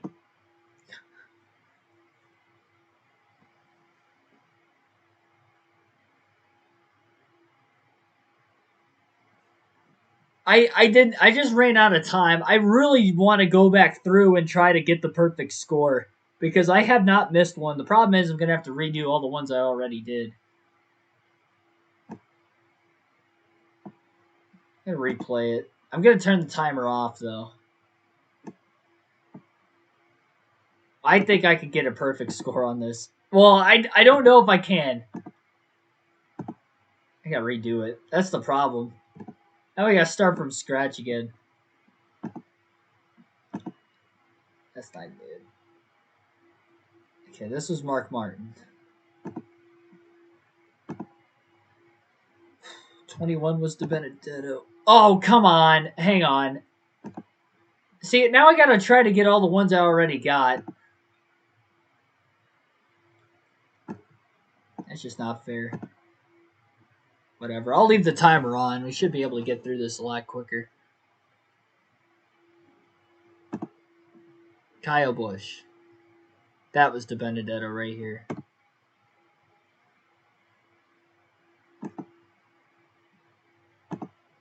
Junior. Chase Elliott.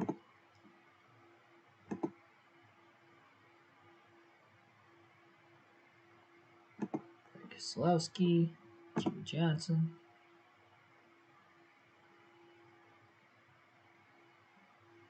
David Reagan.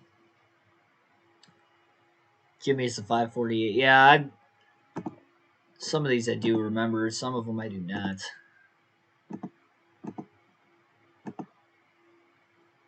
This was Dale Earnhardt. It's Davey Ellis. Joey Logano.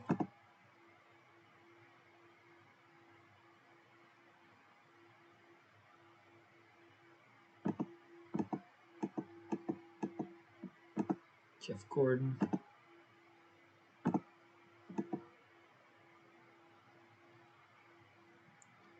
That one was Bill Elliott, I believe.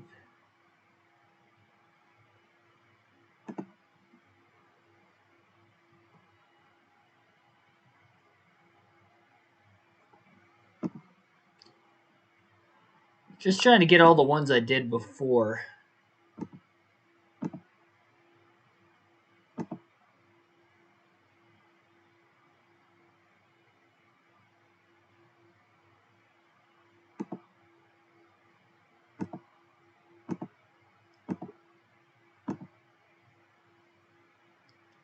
(41-1) is Kurt Busch. I don't think I had him on the last one. Started in the 97, yeah. You're right. I don't think I picked him yet on the last one. It's a good eye.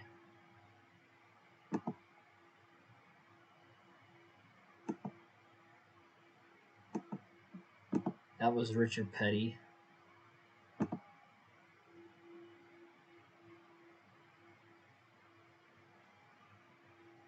Wasn't this one Darrell Waltrip?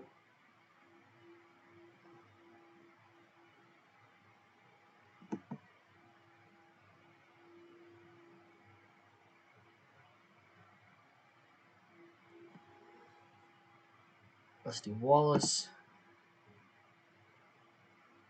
Paul Menard.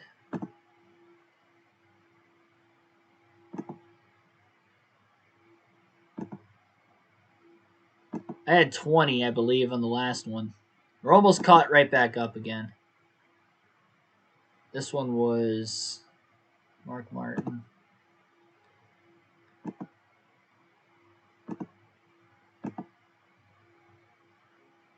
That was cool, Wiki.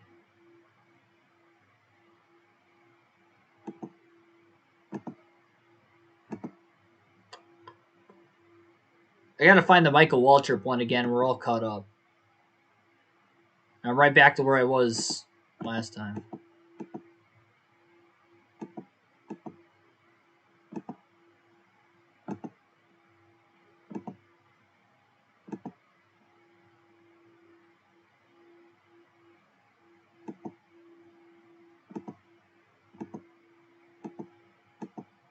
Where's it at? I can't find it. I had to have skipped it.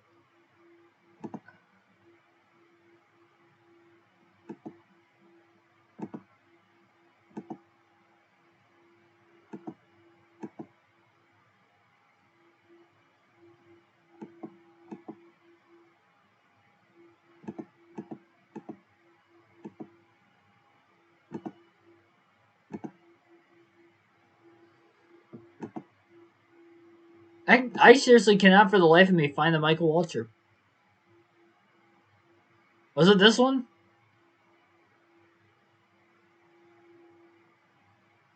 Yes, 55, 15, 7. No, that's not it.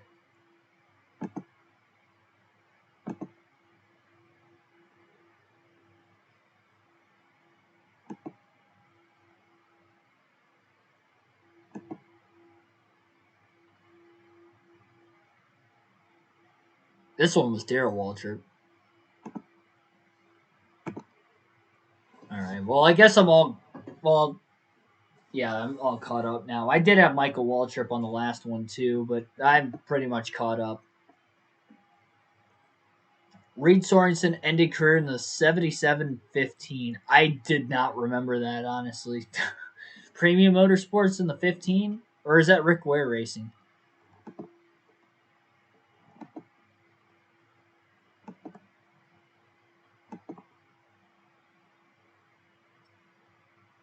But he didn't start in the 11, though. There's no way he raced that many numbers. I don't think he's been in the Cup Series long enough to be able to race that many numbers.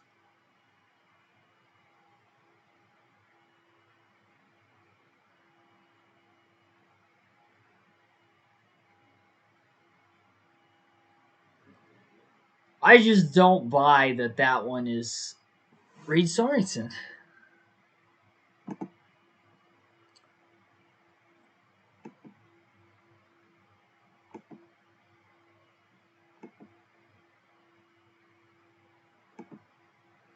I'm not going to lie, I have no clue Mario Andretti, what number he raced.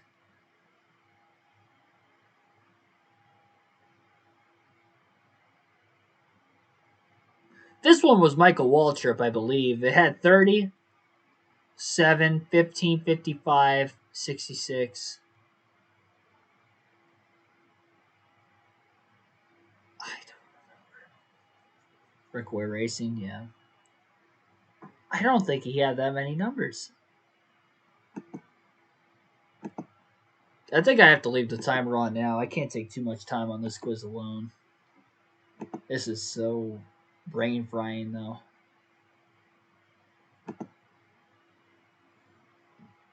This is tough. The 3-digit numbers, obviously, we'll see. Because you got Lee Petty, Mario Andretti, Bobby Isaac, and Cale Yarborough could have all raced in a day and age where there were 3-digit numbers.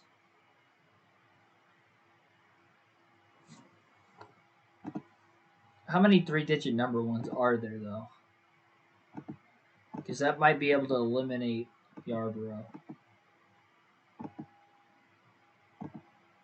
Potentially.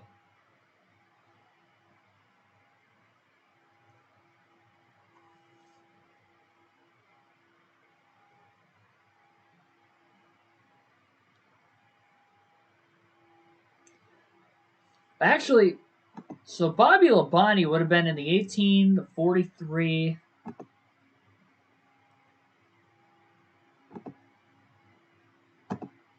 Where's he at? I know I remember seeing that one. Right here. This is Bobby Labonte. It's got to be. Because he went from the 18 to the 43. I remember him in the 71 at one point. He drove the 47 for JTG Doherty.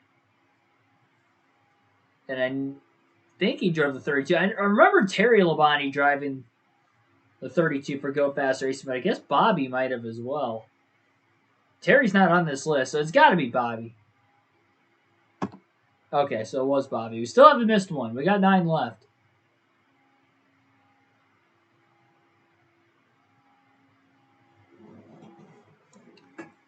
Started in the 06. Ended in the 30.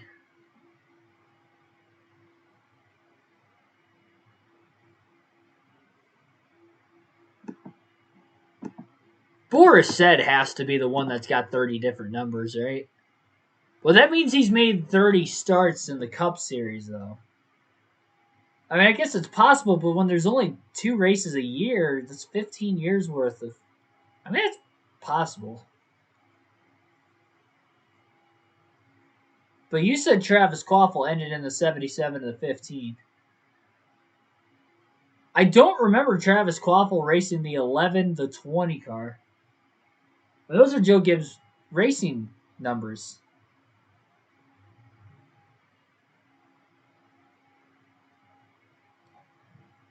I know Travis Quaffle drove the 28.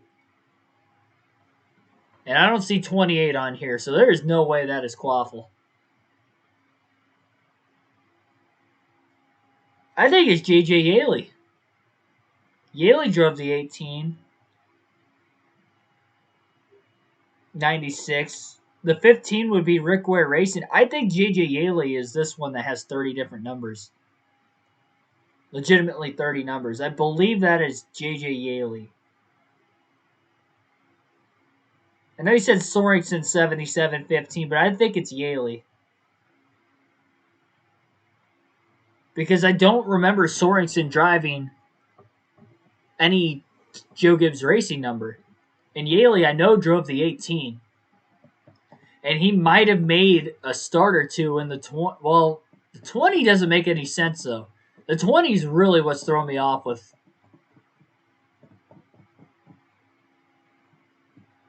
20 definitely wasn't Sorensen. But it also could have been somebody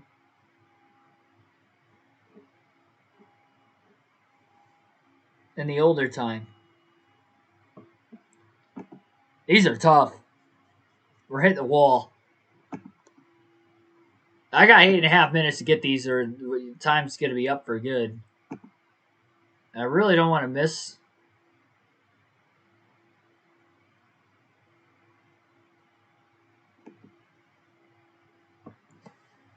$66, 98, 83. This one was this has to be Waltrip. Okay, well, we got 8 more.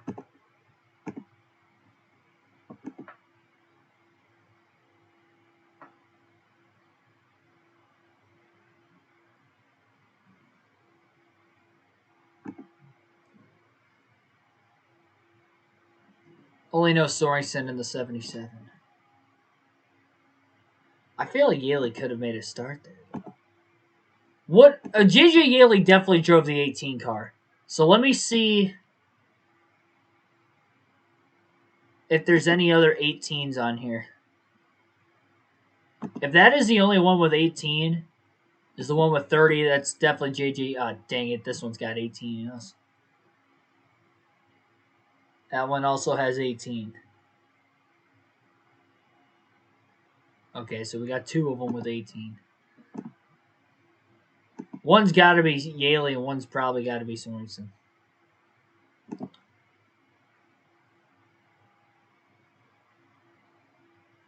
Yeah, one of them's Yaley, one's Sorensen.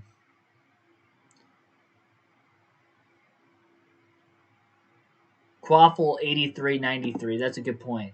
Hang on. Let's go back to this. That's a good point. Did it end in 83-93?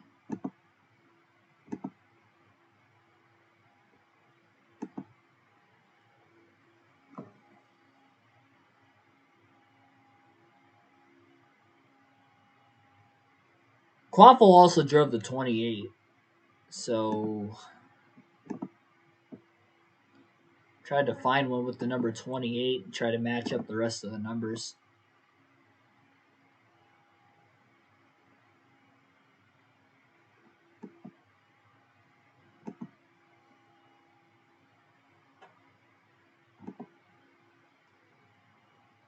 There's 28.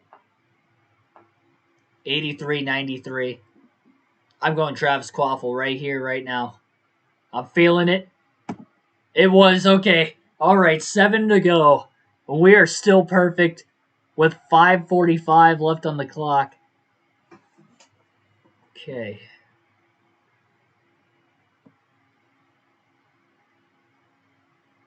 You're saying Sorensen 7. I trust you. I really do trust you about Sorensen being in the 77 and the 15. But I really don't remember him driving the 11, 20, or 18. And I feel like that is where I feel like it is Yaley. What other numbers did Reed Sorensen drive? 41. Reed Sorensen drove the 41 car. That is also in here. Well, that also throws me off. Is there any other one that had the 41?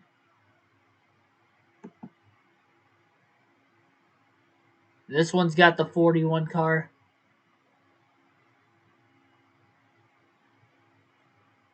And it's also got the 77. That one ends in the 41. That's not it.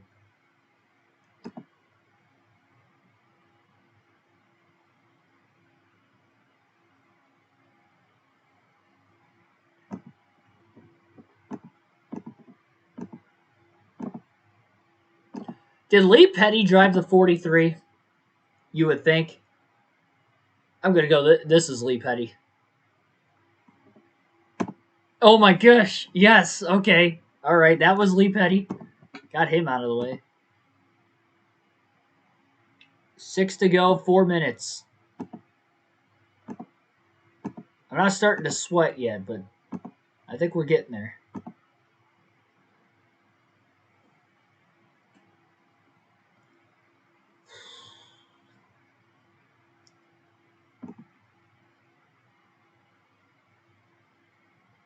Bobby Isaac.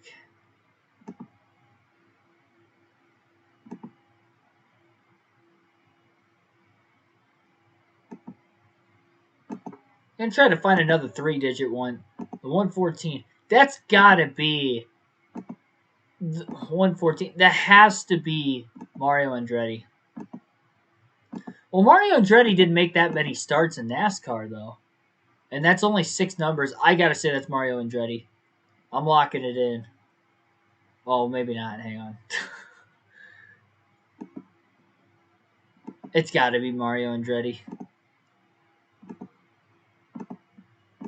I don't know. I know he won the 500. I couldn't tell you what number the car was. 114. It's the only one with a 3-digit number left. We got to go Mario Andretti. We're running out of time here. We got less than 3 minutes. Okay, it was Mario Andretti. We got 5 left. Sorensen, Yaley, Said, Yarborough. Boris Said drove pretty much everything. Context clues. I don't know. 41. Located in a couple of them. 43. 15's also in this one. 55, that's Michael Waltrip Racing. You would think.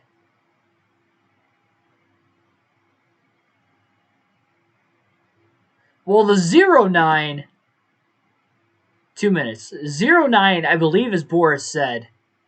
I do remember him running the 09 car at one point. I'm going to go Boris said. This one's got to be Boris said. But that means his last race is in the 77. I'm going with it. No, I missed it. No. Oh, we were 4 away, and I finally got one wrong. Well, now that I got one wrong, you've been saying, oh, wait. Reed Sorensen ended in the 77. I couldn't tell you if Sorensen drove the 39 car or not. So Reed Sorensen's off the list now. So when I picked Boris Said, where I saw the 09 in there, it was actually Reed Sorensen, and it ended with 77. So Sorensen's last race was in the 77 car, which probably would have been Spire Motorsports. Did he fill in one of the races? Haley missed 2 races this year, and I know Josh Berry filled in for one. I'm thinking maybe Sorensen filled in for the other. We only got 32 seconds. I need to hurry. We only got a couple numbers left. This one's got to be JJ Haley. It is.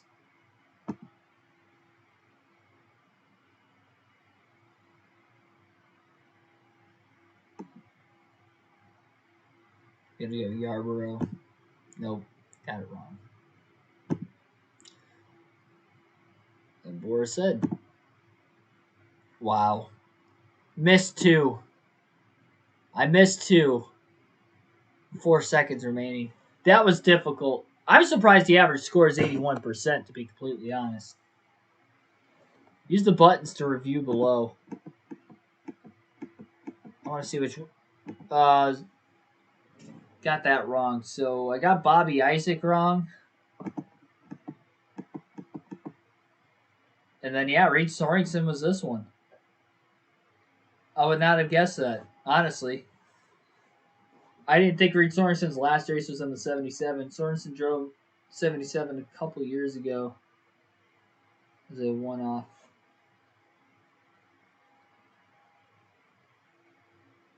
That's a bummer. I would have missed Bobby Isaac anyway. Like I did. So I missed 2. We had a good run. We were 4 away from the finish. I want to get a perfect score on a tough quiz like that. That was probably the closest I think we've ever been.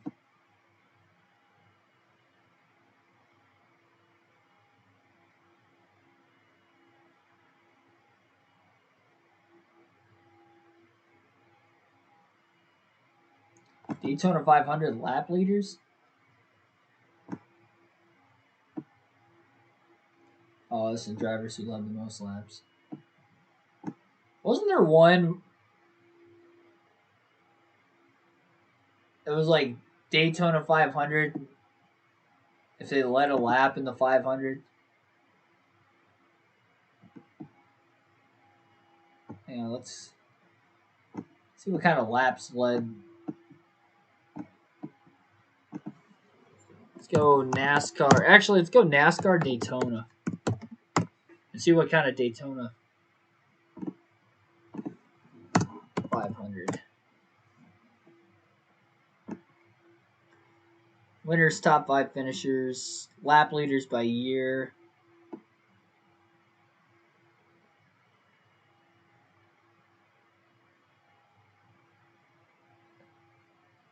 Starting lineups.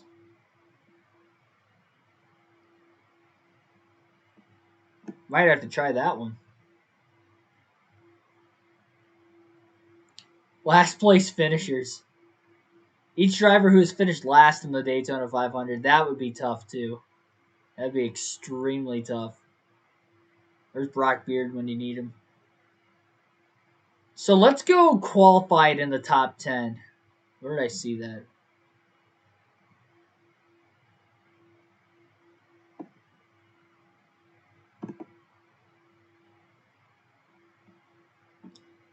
So these are all drivers from 1990. I think we might be able to do this. Who knows? From 1990 to 2018, Daytona 500 qualified in the top 10. Let's do it. Coke 600. There's definitely a lot of oddball ones there. But I do feel like I'd be able to get those. Let's try this one.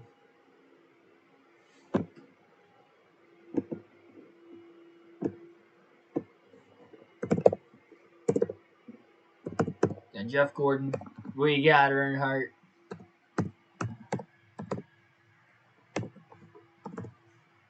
Jeff Green on the pole, 2003. All trip. Oh, Scott Riggs, okay.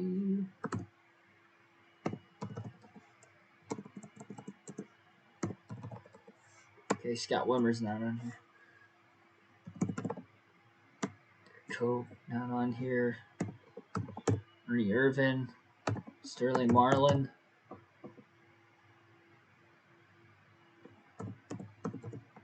Johnson. Blaney. Newman. Stewart. Bush. Harvick. Martin. Hamlin.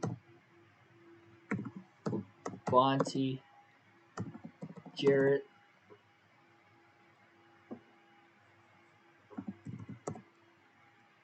Allison. Kulwicki.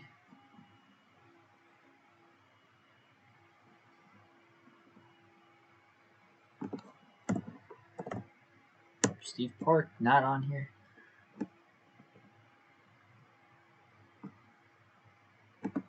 Oh, Danica Patrick's on here. Bowman. Elliott.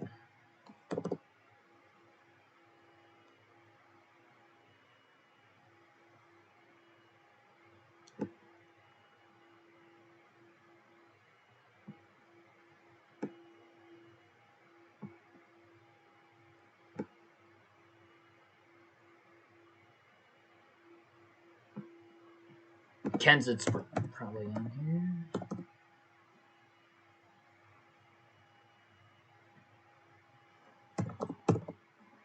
Trevor Bayne, not on here.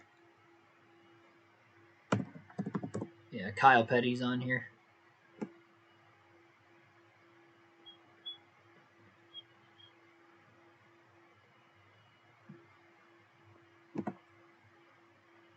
Who won the pole for the 1990? Oh, hang on. Burton's probably got to be on here. Bunch of Burtons.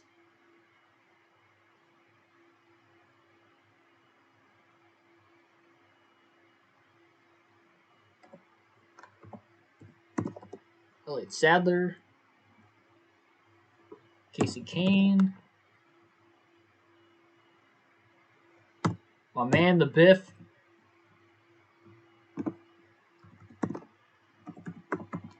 Edwards.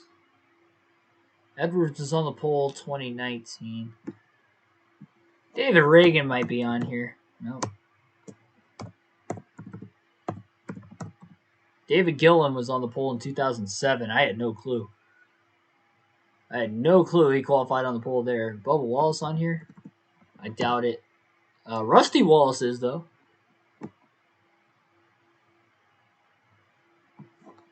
Austin Dillon is on here.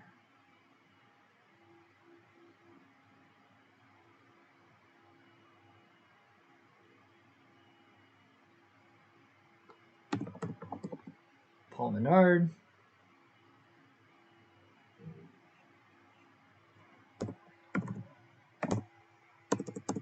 We talk about J.J. Yaley quite a bit. Nope, he's not on here.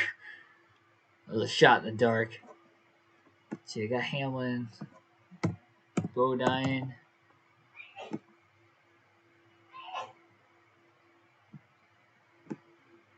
Casey Atwood was on the front row. I thought.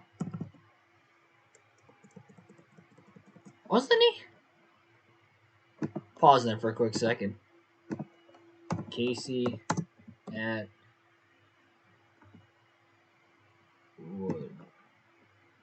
No, I spelled his name right. I thought he was on the front row.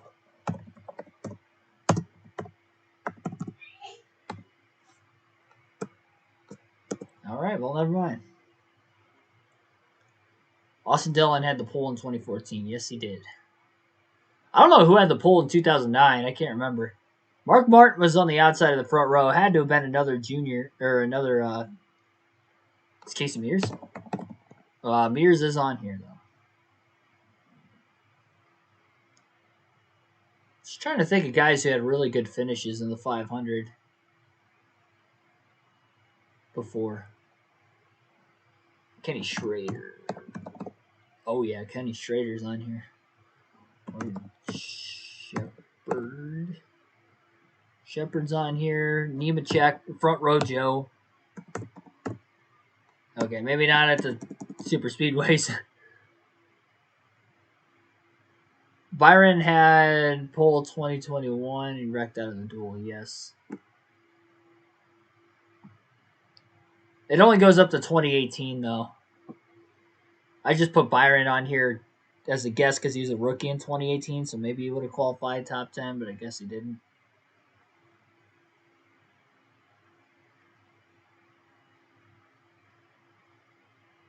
See, a lot of this isn't qualifying, though. Like, the front row is qualifying, but the rest is duels. So this is basically anybody who's finished in the top 5 in a dual race at Daytona from 1990 to 2018, essentially.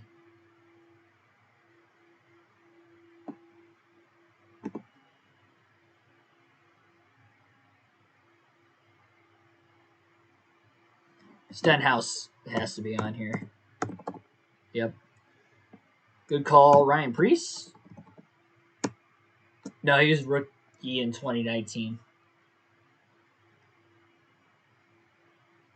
Larson never started in the top 10 in the 500. Truex is on here.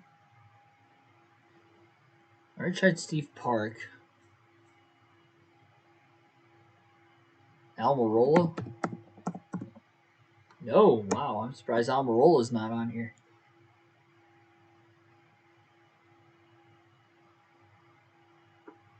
I thought I put Newman in here already. Couldn't remember.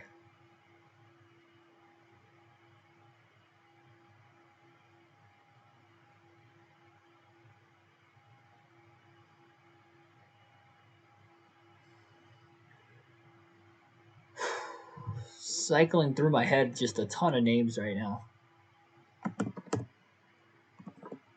Jimmy Spencer.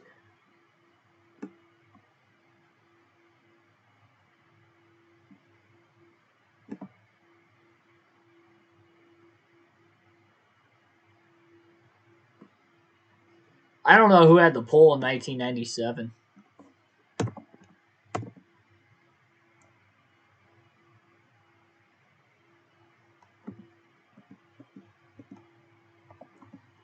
Jerry Nadeau's on here.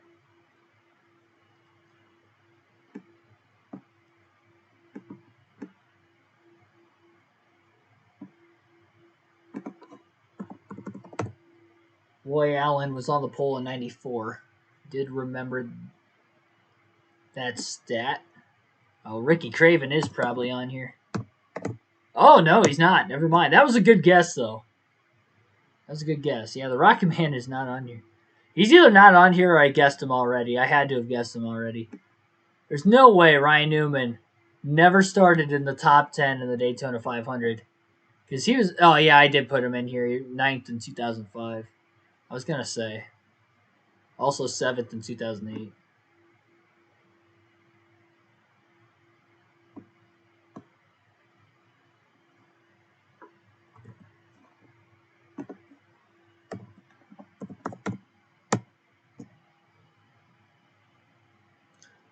It's quite a few in 2018.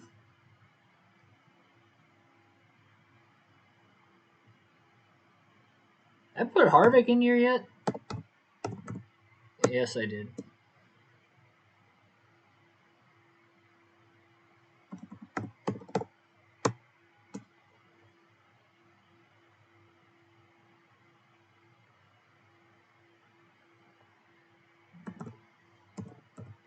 Benedetto? I didn't think so. Landon Castle, maybe. No, that was a big time guess there. I just figured he's been around a little bit. Maybe it was possible.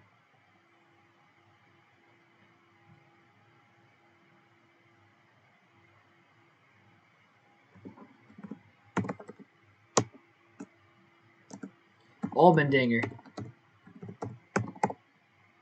Nope. Montoya. Okay, Montoya's on here. McMurray. Okay, we're going somewhere now.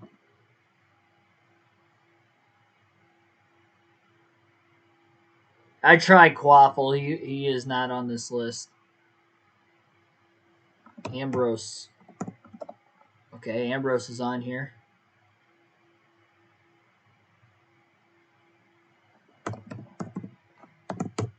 Bobby Hamilton's not on here.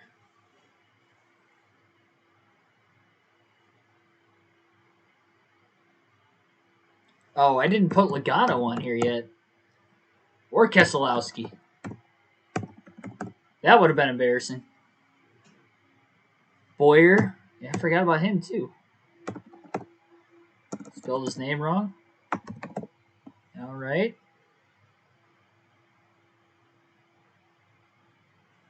Christopher Bell's not going to be on here. He's a rookie in 2019. Sorry, 2020. 2015. Who won the second dual race at Daytona in 2015? Because we're missing the outside of row 2. And we're also missing the outside of the front row in 2007.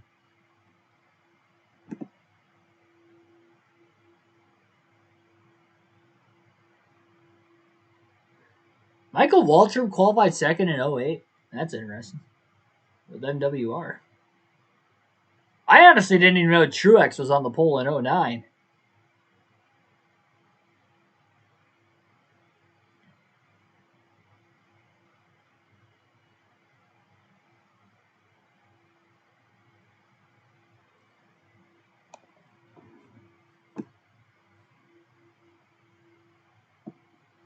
I'm running out of names cycling through my head. Everybody I keep thinking of, I've already put in here already. 2018, started 8th.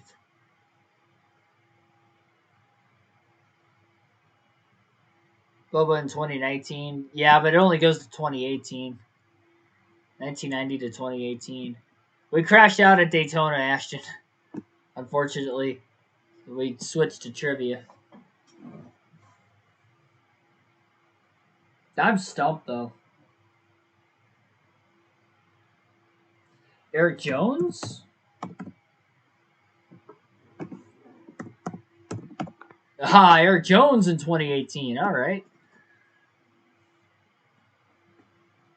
2015, though. 4th. It's the most recent one we've got.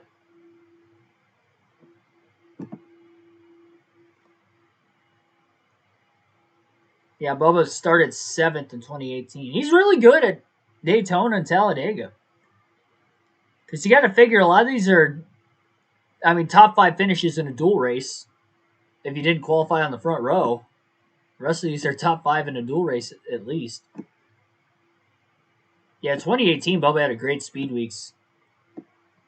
Finished 4th in his dual race and then ended up finishing 2nd in the 500. He had a coming out party that day.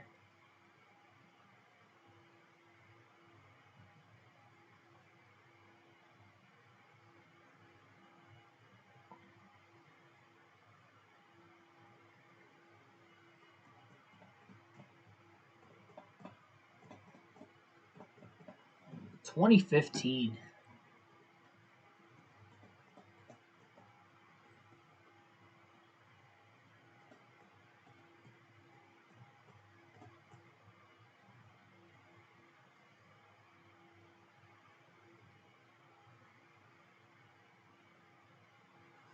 You know what? Sam Hornish might be on here. No, he's not. Never mind. That was a big time guess.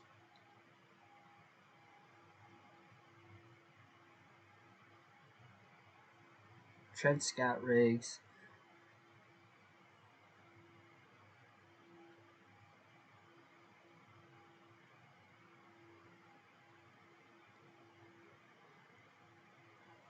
I am just stumped.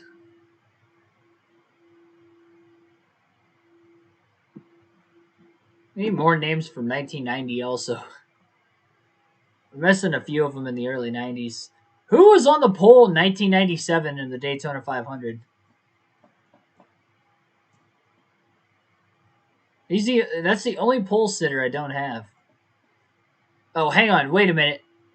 This guy might not have the pole, but Johnny Benson might be on here. No, he's not. Never mind. I lied. I unintentionally lied on that one. I knew he had some great runs in the 500. The late 90s, early 2000s. But he was not on the list. Outside front row in 2007. David Rudiman might be on here. No, he's not. Is Michael McDowell on here? No, he's not.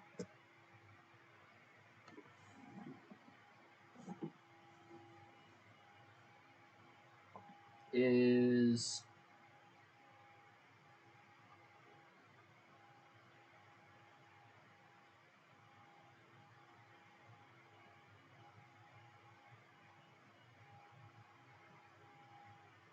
I don't know.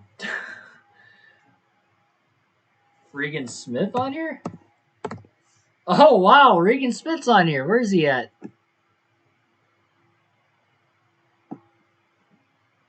Regan Smith started 6th in 2012. That was during the tandem racing era, so I guess that makes a little bit more sense. Tandemed his way up to 3rd in a dual race. That's a good guess, though. Klickerman? There's no way.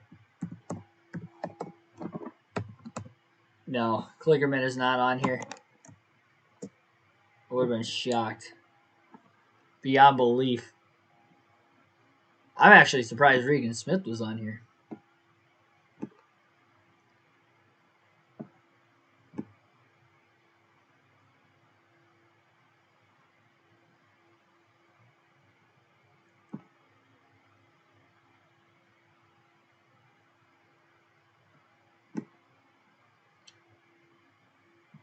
I feel like I should know the 1997 pole sitter. I don't have either of the drivers on the front row in 1997.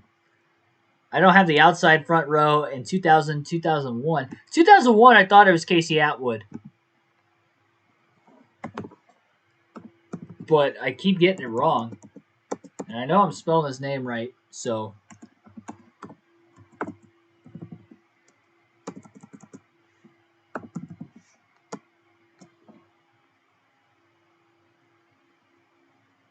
It was an all-Dodge front row in 01. That's why I was thinking it was Elliott and Atwood. Mayfield.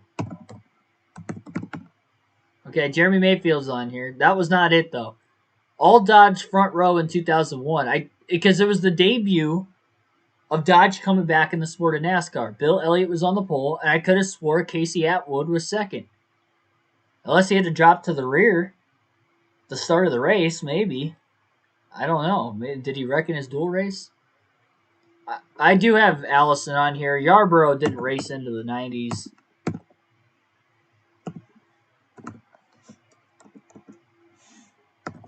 Yeah. Kind of figured he wasn't going to be on here. Harry Gant. Okay.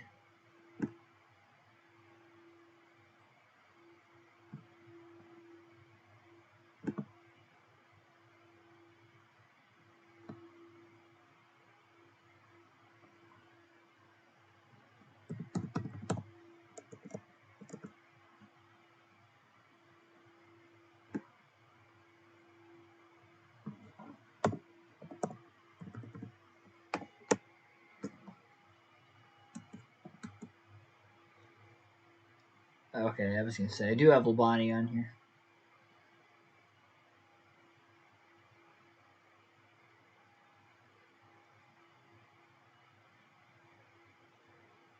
Yeah, 2001 is making me a little upset. I feel like I should know that. Well, we got 6 seconds. We're going to find out the ones we missed. The 262 out of 290 equates to 90%. 81% is the average. So we beat the average. That's good. Phil Parsons. Wow. Phil Parsons. 4th. In his dual race at Daytona in 1990, Bobby Hillin Jr. finished 5th in that same dual race. I almost put Rick Mast on here, and I didn't. I would have gotten one for that. I completely forgot about Ricky Rudd. I just forgot to name him.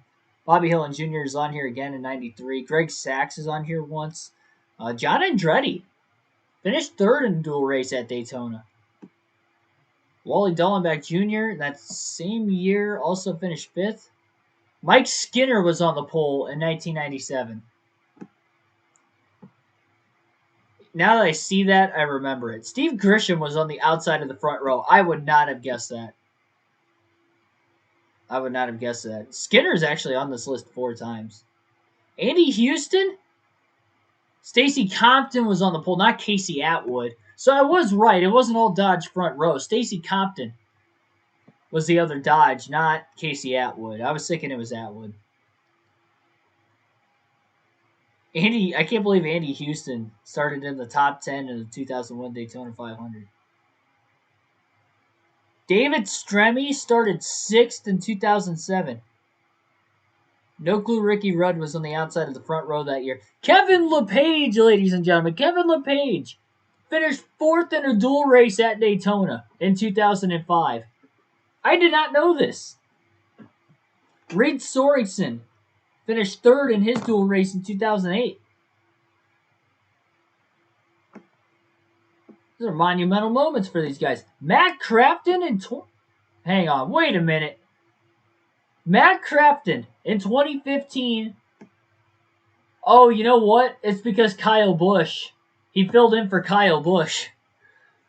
Okay, that makes... I honestly would not have guessed that. That is one name I could have been here for 24 hours and probably would not have guessed Matt Crafton. I didn't think that actually counted because he had to go to the rear because of a driver swap. So Busch broke his leg in the Xfinity race. Crafton filled in. He would have had to start at the rear, but it still credited him for starting 4th. Yeah, I would not have gotten that. I don't think I would have gotten Kevin LePage either, to be completely honest. Yeah, Matt Crafton was in 2015. Filled in for Kyle Busch. For KFB, before he was known as KFB. We'll do one more quiz. I gotta eat dinner still. Yeah, Crafton threw me off too. I forgot. I honestly forgot he filled in for Kyle Busch. Last place finishers in the Daytona 500. This is gonna be absolutely brutal. I don't think I should do this. I am barely gonna get any. We're gonna be sitting here for 20 minutes not doing anything. Let me go Daytona. No, because we just saw that. Let's see what other NASCAR Daytona quizzes.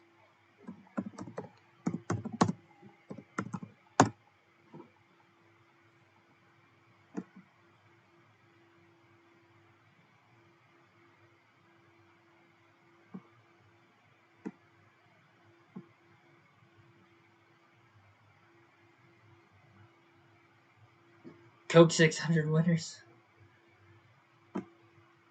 I can already tell you I'm basically going to get all of them. I think I will get all of them up until we get into like the mid-90s, and then I'm going to just fail from there going on.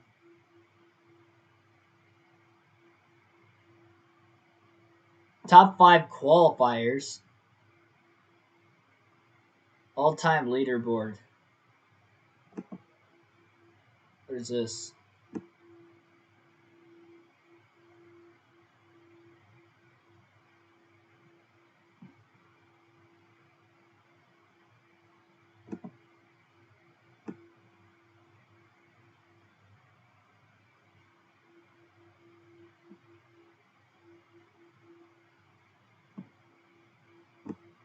I don't even know what this entails.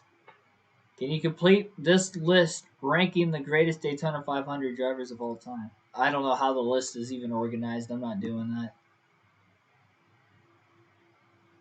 I don't know what kind of statistical data they go off of.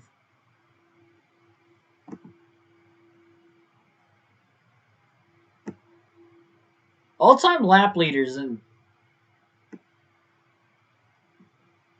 I think this is going to be the last one of the night. I will do Coke 600 winners next time. I think in the spirit of us running at Daytona tonight, I'm kind of into these Daytona 500 quizzes, even though it wasn't the 500 we did. This will be the last one. 51. This is the top 51 drivers for laps led in the Daytona 500 in history. It's going to be an interesting list. Petty's got to be on here, obviously. Probably number one. Yeah. Kyle Petty's on here, too. Okay. Earnhardt, obviously. Junior as well. Jeff Gordon. Sterling Marlin's led a lot of laps in this race. Denny Hamlin, obviously. Logano blocks a lot. He's probably on here. I think Ryan Blaney's on here. He led over 100 laps one year in 2018. 137, yeah. He's on here.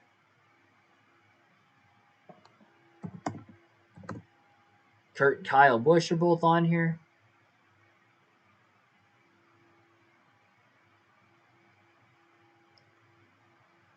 Yeah, we got Denny Hamlin. Dale Jarrett. Mark Martin.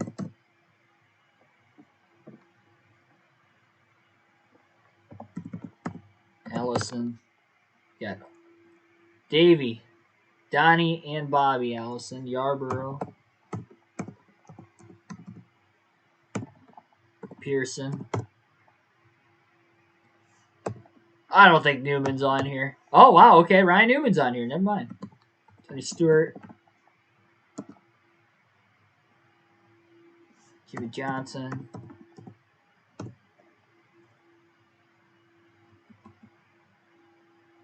think the Benedetto's on here.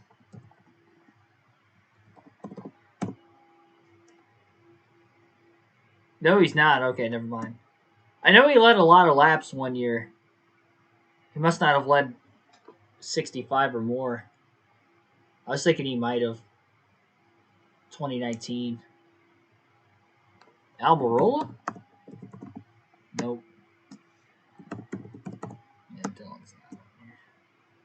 They have, I mean, they haven't. Elliott's got to be on here. Rusty Walls. Oh, I already got Burton, I believe.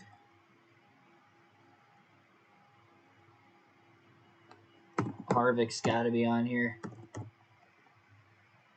It's surprising Kevin Harvick's entire career, as long as it is, he's only led 111 laps in the Daytona 500. He does have a win. You just think he would have more. Got Junior Johnson in the process. Yeah, that definitely helps. Same last name. Johnny Benson's led a lot of laps in the 500. Not enough.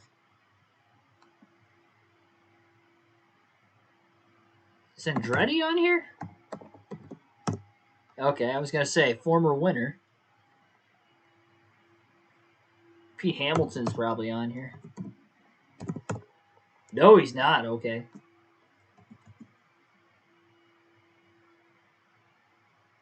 What about...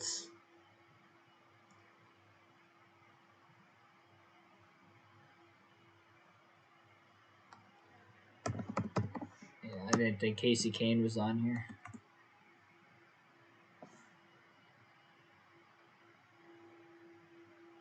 Yeah, Ricky Rudd. We're not going to forget him again. Oh, wow. Ricky Rudd's not on here. I didn't forget him this time. He just wasn't on the list. Yeah, he had a long career, too. I'm surprised he didn't lead more laps. I do have Logano. Welcome to the stream, by the way, Cars One Boy. I saw you earlier. Didn't shout you out.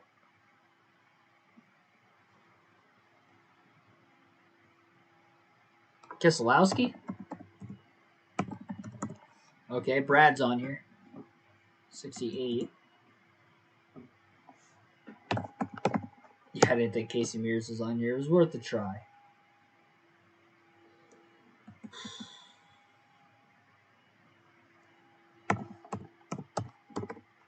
Terry Labonte. Surprised Bobby Labonte's not on the list. No, Ricky Craven's not on here. I think Ken Schrader's on here. Wow, Kenny Schrader. Is he in the top 10? It's pretty close. 220 laps led in the 500 for Ken Schrader. Ranks him 5. He's 20th. 20th all time. Truex might be on here. No, he's not. Never mind. Austin Dillon is not on here. I did try. I didn't think he was on here, and he wasn't, but I figured I'd try. So I was trying a bunch of different winners. I know Derek Cope probably wasn't on there. Jimmy Spencer? No. Oh, yeah. Duh. Waltrip, of course. Both the Waltrips. Okay, that is Daryl and Michael Waltrip. In their entire career, and they both raced for a very long time, but they're in their entire career, they both led the same amount of laps in the Daytona 500. 181. I don't know what that is. That's interesting. Trevor Bayne not on here. David Reagan not on here. Michael McDowell probably not on here. Gilliland not on here. Kenseth has to be on here. Yeah. I don't know why I wasn't thinking of him earlier. Is Carl Edwards on here? No, he's not.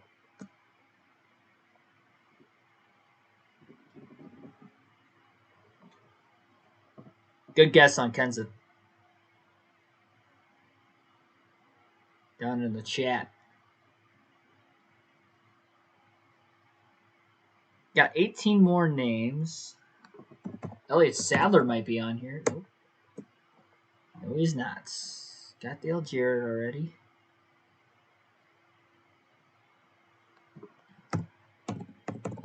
Bodine. Dance not on here. Has to be a coincidence. They had the same amount of laps. Yeah, I know.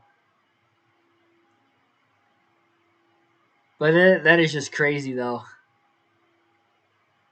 Earl Arnold Jr., welcome to stream. The question is, these are the top 51 drivers, and it's really the top 50, but there's a tie at 50th, so it's the top 50 lap leaders in Daytona 500 history. I'm missing a lot of the greats for some reason.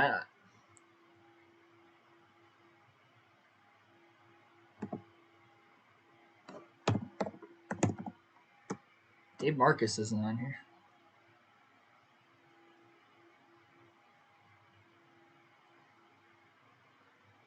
I'm missing. Hang on. Fireball Roberts. I got Andretti.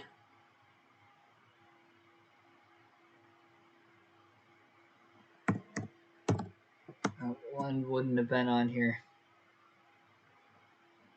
There's no way Ambrose is on here. Yeah, I didn't think so. Montoya's not going to be on here.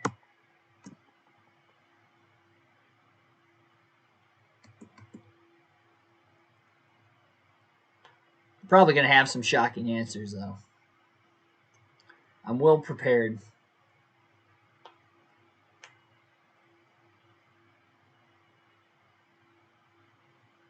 Trying to think of guys that had long careers. Long careers? Truex is not on the list.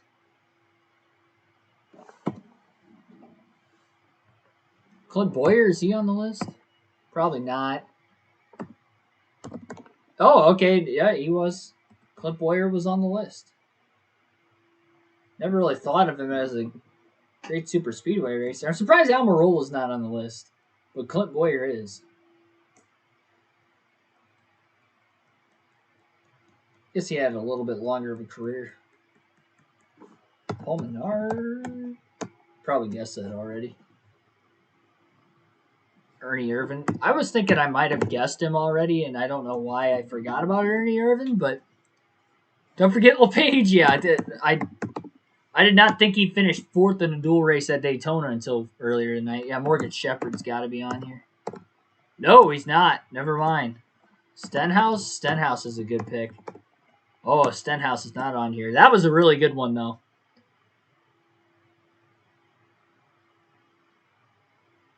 Got 2 minutes. We got 14 more names. You guys got to help me out at the top here. There's 2. We're missing 2 of the top 5. We're missing 3rd and 5th all time.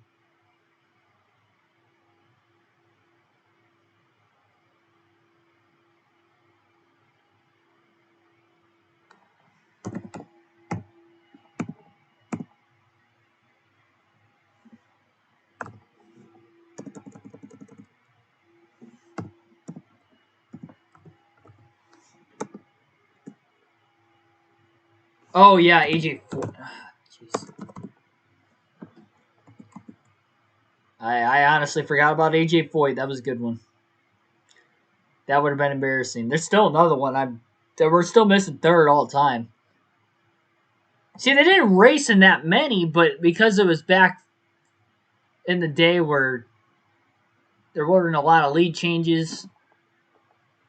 I don't know why I have that page open still.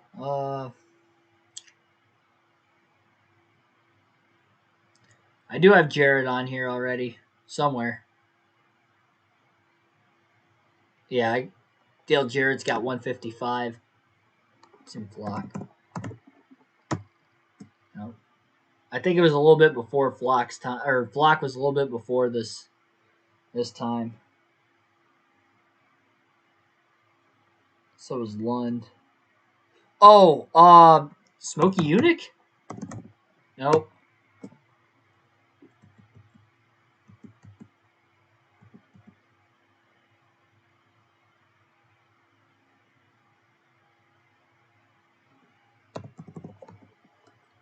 Bud Moore. A guy person? Probably not. No. Rudd. Pearson. I got Pearson, I thought. Yeah, I already had Pearson. I've tried Ricky Rudd, and he actually wasn't on here. Buddy Baker. God bless America. I'm upset I missed that. I didn't know he was 3rd all time. To be completely honest, I didn't know Buddy Baker was 3rd all time in laps led. Daytona 500. But that's a name I should have put on here. I forgot the Biff.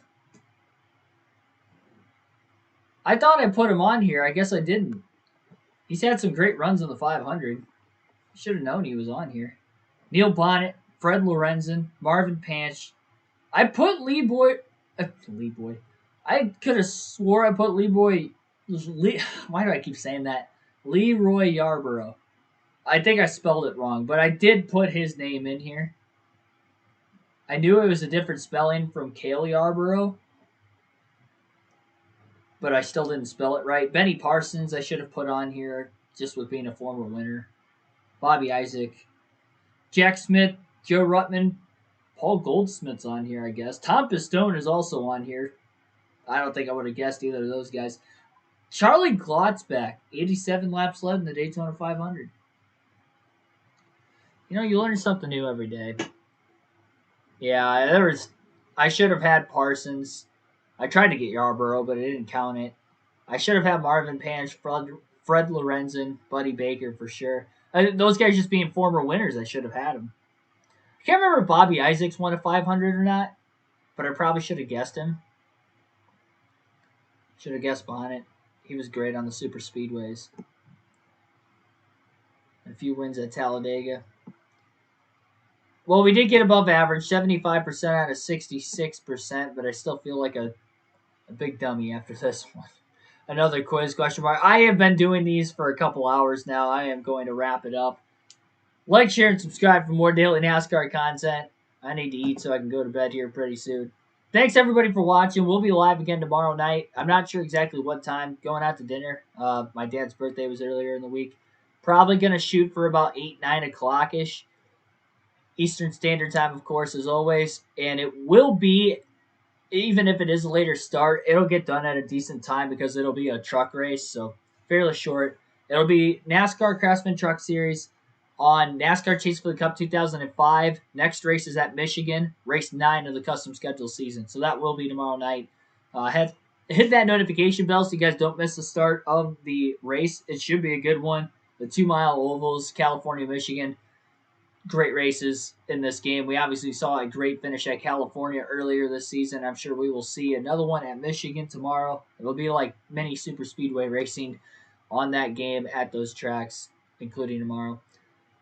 As far as that goes, that is going to round it out. Like, share, and subscribe as always, as mentioned already. And I will see you guys in the next stream.